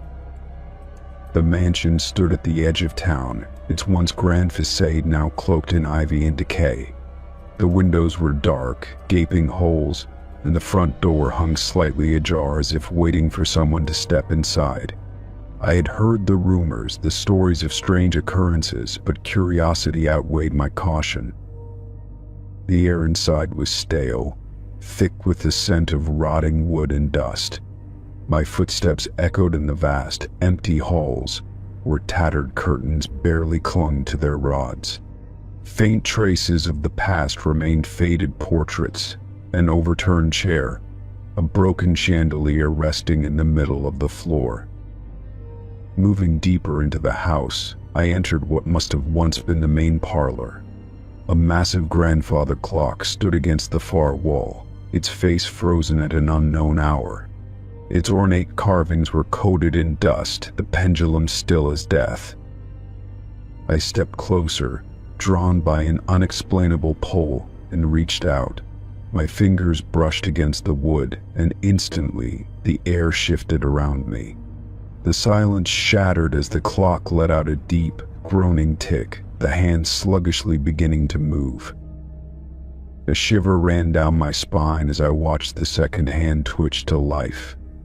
It crept forward, slow and deliberate, as if struggling against some unseen force.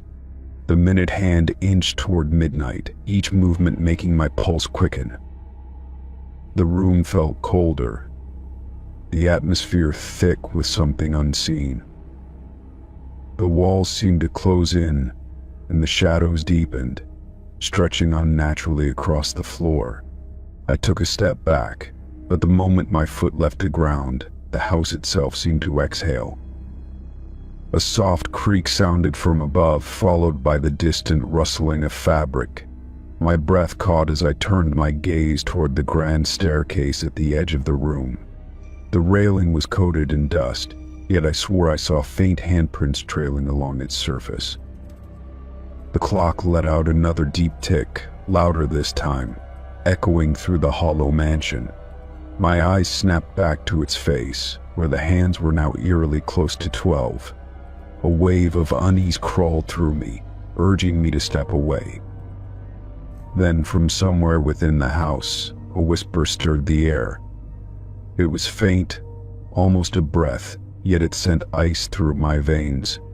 My fingers twitched at my sides as I forced myself to stay still, listening for any sign of movement.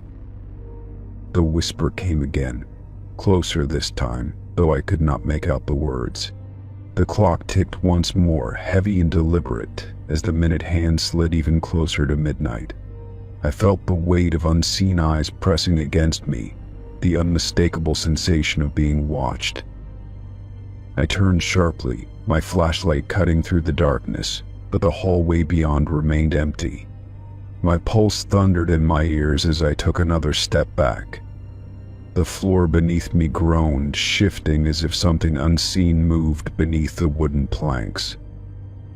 The clock let out a sudden chime, the sound reverberating through the walls. My body stiffened as the last fragments of dust drifted from the ceiling. The shadows flickered, and for the briefest moment I saw movement just beyond the doorway. Something had changed, something had woken, and I was no longer alone. The air crackled with energy, and the floorboards trembled beneath my feet. The whisper turned into a hushed murmur, a voice threading through the silence. The chime sounded again, long and hollow, sending a tremor through my bones. My eyes locked onto the clock, the hands now seconds away from striking midnight. A cold dread wrapped around my chest as I realized I needed to leave before it was too late. I turned toward the entrance, but the shadows seemed thicker now, shifting unnaturally. My breathing quickened as the whispering grew louder, overlapping voices crawling into my ears. Each tick of the clock felt like a heartbeat, hammering against the walls of time. Another chime rang out, shaking the very foundation of the house. The door, which had been slightly ajar when I entered, now stood sealed shut. Panic clawed at my throat as I lunged forward, yanking at the handle, but it refused to budge. The final tick landed, and the room fell into a suffocating stillness. My pulse pounded as I turned back to the clock, my breath caught in my throat. The hands now pointed directly at midnight, yet the second hand still trembled, hesitating before the final stroke. Then, with an eerie slowness, the pendulum began to swing. The entire house groaned in response, as though it were breathing in unison with the motion. A heavy gust of wind tore through the room, sending dust swirling into the air. The whispering stopped, replaced by the soft shuffle of footsteps. My stomach twisted as I lifted my gaze, my skin prickling with the certainty that something was standing in the doorway. The air grew thick, pressing against my lungs, making it difficult to move. The pendulum swung faster, and with every motion, the figure in the doorway grew more distinct. It was tall, draped in shadows, its form shifting like smoke. My hands clenched into fists as my instincts screamed for me to flee. The chime struck midnight, deafening and final, shaking the walls and sending cracks splintering through the floor. The figure in the doorway moved, stepping forward with slow, deliberate intent. My body locked in place, held by an unseen force as it loomed closer. The clock's hands shuddered violently before snapping back to their original position. A rush of air burst through the room, and suddenly the presence vanished. The door behind me creaked open as if released from an invisible grip. My breath came in ragged gasps as I stumbled backward, my legs weak beneath me. The mansion seemed to settle, the eerie energy dissipating like mist in the wind. I did not hesitate. I bolted through the open door, the cold night air shocking against my skin. The house stood silent behind me, its darkened windows empty once more. My heartbeat thundered as I reached my car, my fingers fumbling with the keys. As the engine roared to life, I stole one last glance at the mansion. The clock still stood in the window, its face faintly illuminated by the moonlight. The hands had moved again, no longer frozen at midnight. They ticked forward, slow and deliberate, counting down to something unseen. Story 27. The entrance to the abandoned zoo was barely visible beneath layers of vines and rusted metal. The gate hung open, its once proud sign faded and illegible, creaking softly in the breeze. Stepping inside, I found cracked pathways swallowed by weeds, enclosures overtaken by nature, and silence thick enough to feel unnatural. Cages lined both sides of the path, their metal bars bent and corroded from years of neglect. Most were empty, their doors ajar as if whatever had once lived inside had long since escaped.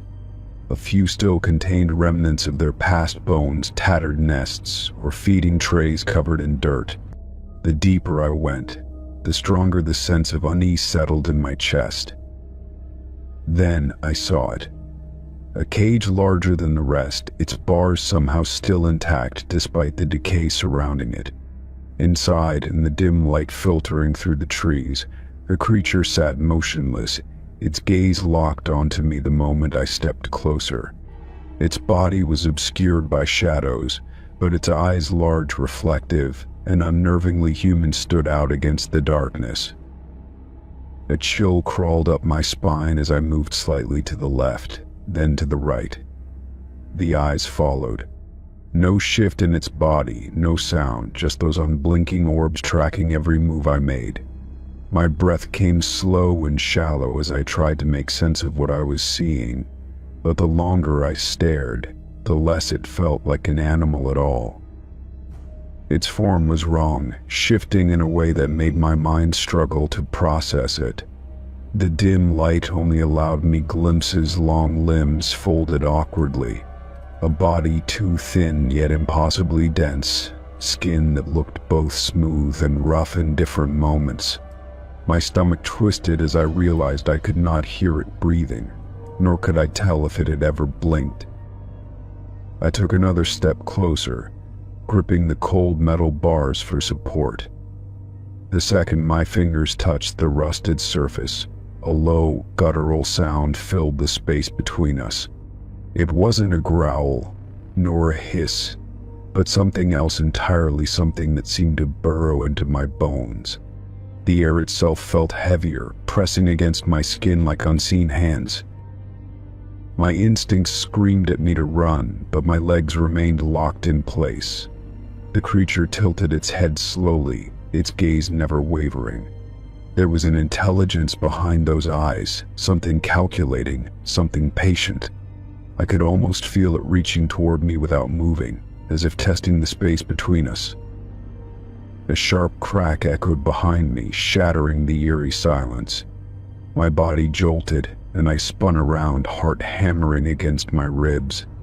A branch had snapped beneath my foot, but the realization came with a more terrifying one. The air had changed, thickening with a metallic scent. When I turned back, the creature was standing. Its limbs unfolded unnaturally, stretching in ways that should have been impossible. The bars of the cage seemed almost insignificant against the sheer presence of it, as if they were never meant to hold it in the first place. My pulse pounded in my ears as I finally noticed something I should have seen before. The cage door was open. Every muscle in my body tensed as the creature took a slow step forward, never breaking eye contact. The space between us shrank with each impossibly graceful movement, as if it was gliding rather than walking. My breath hitched as I tried to will my feet to move, but fear had anchored me in place. The scent in the air grew stronger, thick and cloying, coating my throat with something bitter. My fingers clenched into fists, nails digging into my palms as I forced myself to break the spell of its gaze. The moment I did, a deep, shuddering exhale came from the creature, almost amused. A gust of wind rushed through the trees, rattling the empty cages around us. The sound momentarily snapped me out of my paralysis, and I took a desperate step back. The creature didn't lunge, didn't rush, just watched, waiting, its movements slow and deliberate. It knew I was afraid. The path behind me was uneven, covered in vines and broken stone, but I didn't care. I turned and ran. My footsteps pounded against the cracked pavement, breath coming in ragged gasps as I pushed forward. The zoo felt endless now, its twisted remains stretching on forever, every shadow hiding something unseen. A scraping sound echoed from behind, sharp and rhythmic, like claws against stone. I didn't dare look back. My body screamed for me to go faster, lungs burning as I forced my way through the tangled overgrowth. The entrance had to be close. It had to be, yet the path felt unfamiliar, shifting like a maze meant to keep me trapped. The wind howled through the empty structures, carrying with it a whisper of movement too close behind. My vision blurred with panic as I pushed harder, the rusted gate finally appearing in the distance. It looked smaller than before, almost impossibly far, but it was my only way out. A deep, guttural sound rippled through the air, vibrating through my chest. It was closer. Too close. My legs screamed in protest as I threw myself forward, my hands grasping the metal gate just as a rush of movement stirred behind me. Without hesitation, I stumbled through, collapsing onto the dirt beyond. Silence. The zoo stood before me, lifeless and unmoving, the entrance as abandoned as before. My breaths came in harsh gasps, my body shaking violently as I turned my head toward the path. Nothing. No movement, no sound, just the quiet hum of the wind and the distant rustling of leaves. I pushed myself up, legs weak beneath me, and stepped back from the gate. The sun had started to dip lower, casting the ruins in long shadows. The longer I stared, the more I felt something staring back. My chest tightened as I realized something else. The scent had not faded. I took another step back, then another, the weight of unseen eyes pressing down on me. The zoo had let me leave, but it had not let me go. Somewhere beyond that rusted gate, just out of sight, I knew it was still watching, and it would be waiting. Story 28. The firehouse had been abandoned for years, its red brick walls cracked and covered in ivy. The windows were thick with grime, their panes long shattered by time and weather. The front doors were chained shut, but a side entrance hung slightly ajar, as if someone had forced their way inside. The air was thick with dust and the scent of mildew, the silence pressing down on me like a weight. Stepping through the doorway, I let my eyes adjust to the dim interior. The floor was coated in a thin layer of dirt, undisturbed except for a single trail of footprints leading deeper inside. Near the entrance, a pair of heavy boots sat abandoned, their surfaces caked in dried mud. My breath hitched as I realized the floor around them was otherwise untouched. The boots hadn't been there long, but the firehouse had been locked up for years. A chill crawled up my spine as I crouched down, inspecting them closer.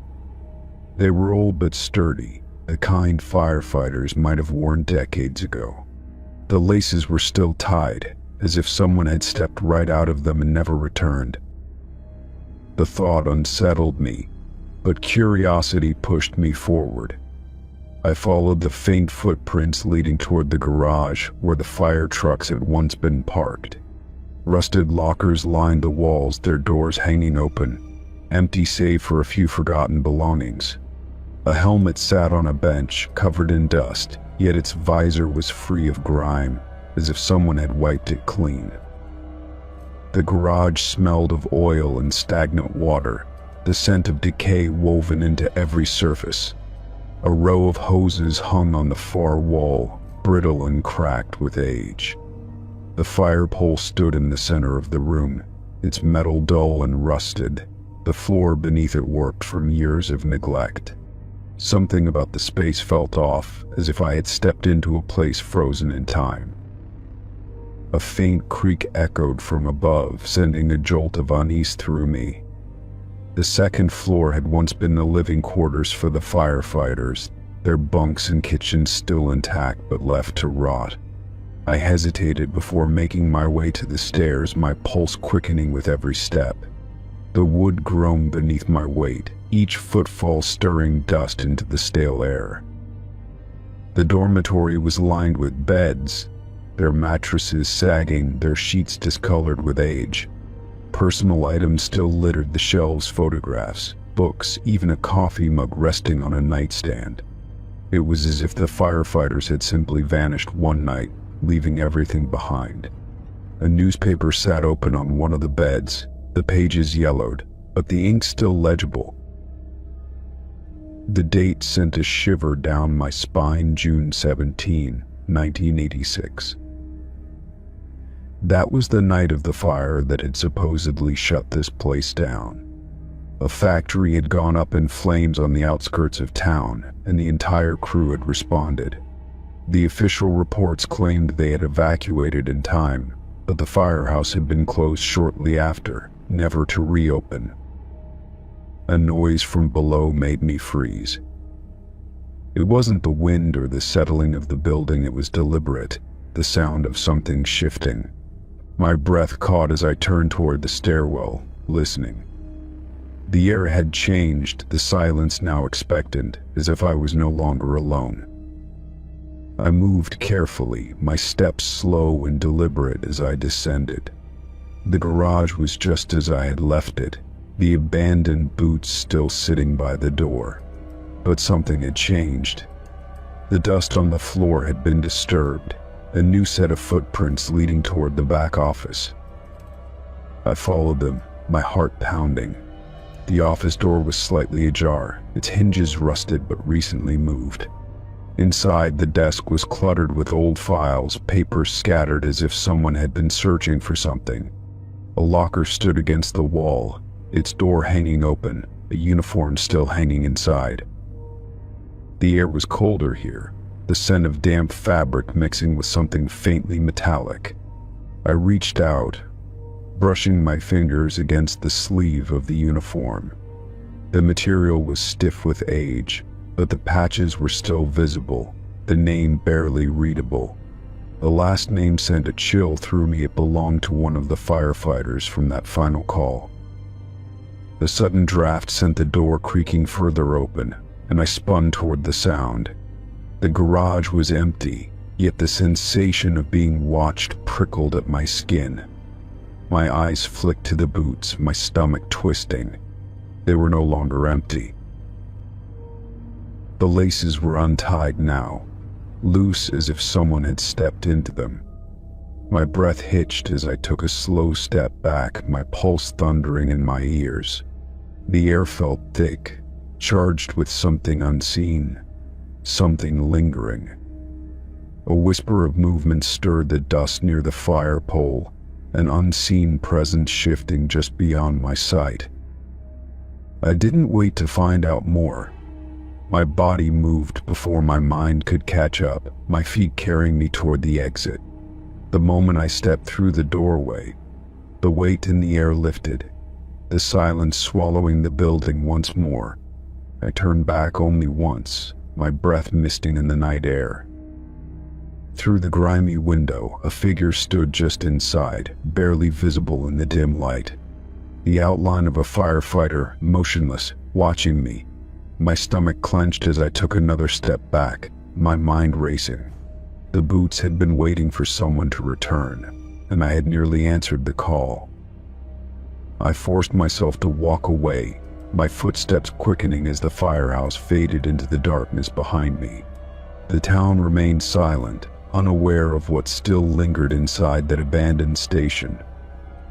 Whatever had been left behind that night in 1986 had never truly left at all. Story 29. The school loomed before me, its windows shattered and its doors hanging loosely on rusted hinges. Vines crawled up the brick walls, their tendrils snaking into the cracks like nature reclaiming what was left behind. The air smelled of mildew and damp wood, the scent of abandonment thick in my nostrils.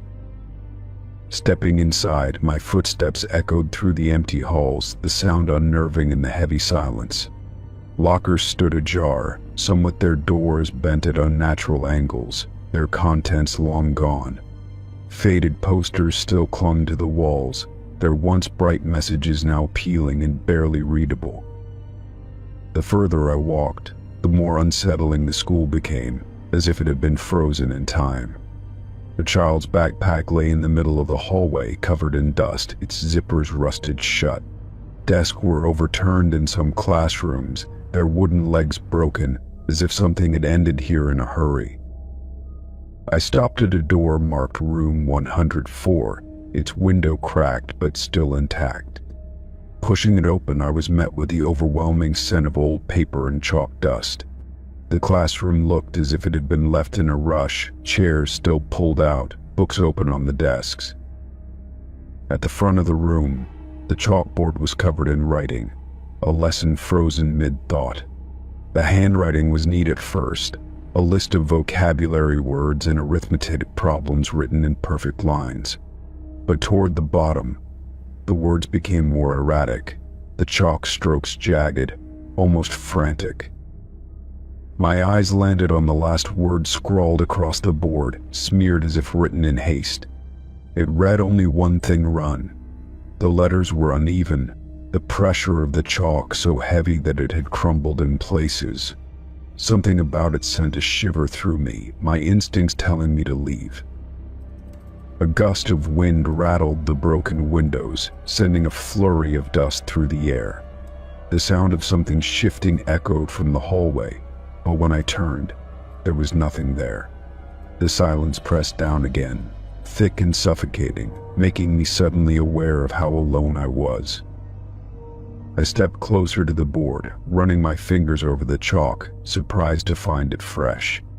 The powder smudged beneath my touch, the strokes fragile as if someone had written them moments ago. My heart pounded as I turned back to the classroom, scanning the rows of desks, expecting movement. A faint tapping sound came from the hallway, slow and rhythmic, like footsteps approaching. The sound was too precise, too deliberate, each tap echoing longer than it should. My breath caught as I realized it wasn't footsteps, it was the sound of chalk scraping against a board. Spinning back toward the chalkboard, I watched in horror as new words began forming beneath the last message. The chalk moved on its own, scratching out letters in jerky, erratic strokes. I took a step back as the message became clear. Don't look behind you. Every nerve in my body screamed at me to move, but fear rooted me in place. The tapping in the hallway grew louder, no longer slow but urgent, closing in. The air behind me felt different, heavy, as if something stood just beyond my vision, waiting for me to turn. I forced my legs to move, lunging for the door without daring to glance back.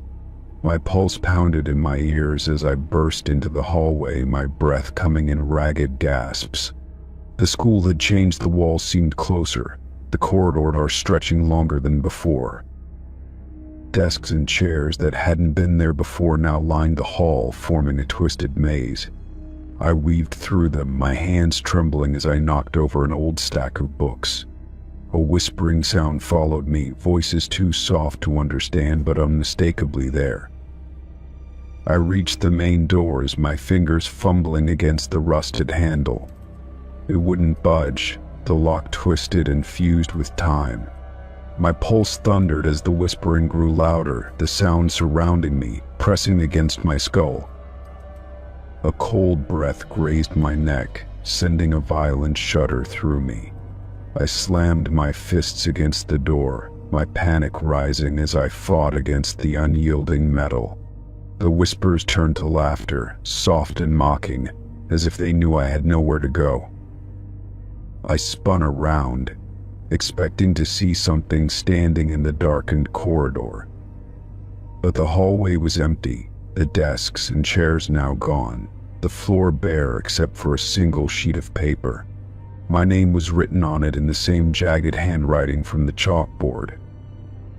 A slow, deliberate creak came from the far end of the hall, a door swinging open on its own. The classroom I had just left stood wide open, its chalkboard now blank. The only sound was the faint scratch of chalk, as if an unseen hand was still writing. I backed away, my pulse racing as the lights flickered overhead. The once dim hallway was now swallowed in deep shadows, shifting unnaturally as if alive. My breath hitched as a figure stepped forward from the darkness, its shape barely human. I didn't wait to see more, I ran, my feet pounding against the floor, my breath coming in ragged gasps. The air grew colder with every step, the laughter echoing through the halls, distorting into something inhuman. The walls seemed to close in, the school warping around me. I threw myself against a side door, praying it would open. It gave way with a sickening groan, sending me tumbling outside into the overgrown courtyard. The laughter stopped instantly, the air suddenly still, as if the school itself had exhaled me. I scrambled to my feet, looking back at the broken windows and sagging roof. The school stood silent once more, its presence looming but still. The sense of being watched remained, a weight pressing on my back as I took a shaky step away. As I turned to leave, a flicker of movement caught my eye. In the second floor window, a shadow shifted, its head tilting slightly as if acknowledging me. My stomach clenched as I realized it was standing in room 104, exactly where I had been moments ago. I didn't look back again. I walked away as fast as I could, feeling the weight of unseen eyes follow me until I was far from the school's crumbling walls. The air felt lighter the further I went, but the sound of chalk scratching against a board still lingered in my ears. Story 30. The hospital stood in eerie silence, its windows shattered, the once sterile walls now coated in grime and graffiti. Ivy crept along the crumbling brick, winding its way through cracks and broken doorways. The air smelled of mildew and decay, thick with the weight of abandonment. I stepped inside, my footsteps muffled by layers of dust and debris, the empty hall stretching into darkness. Faded signs hung loosely from rusted nails, their words barely legible under years of neglect.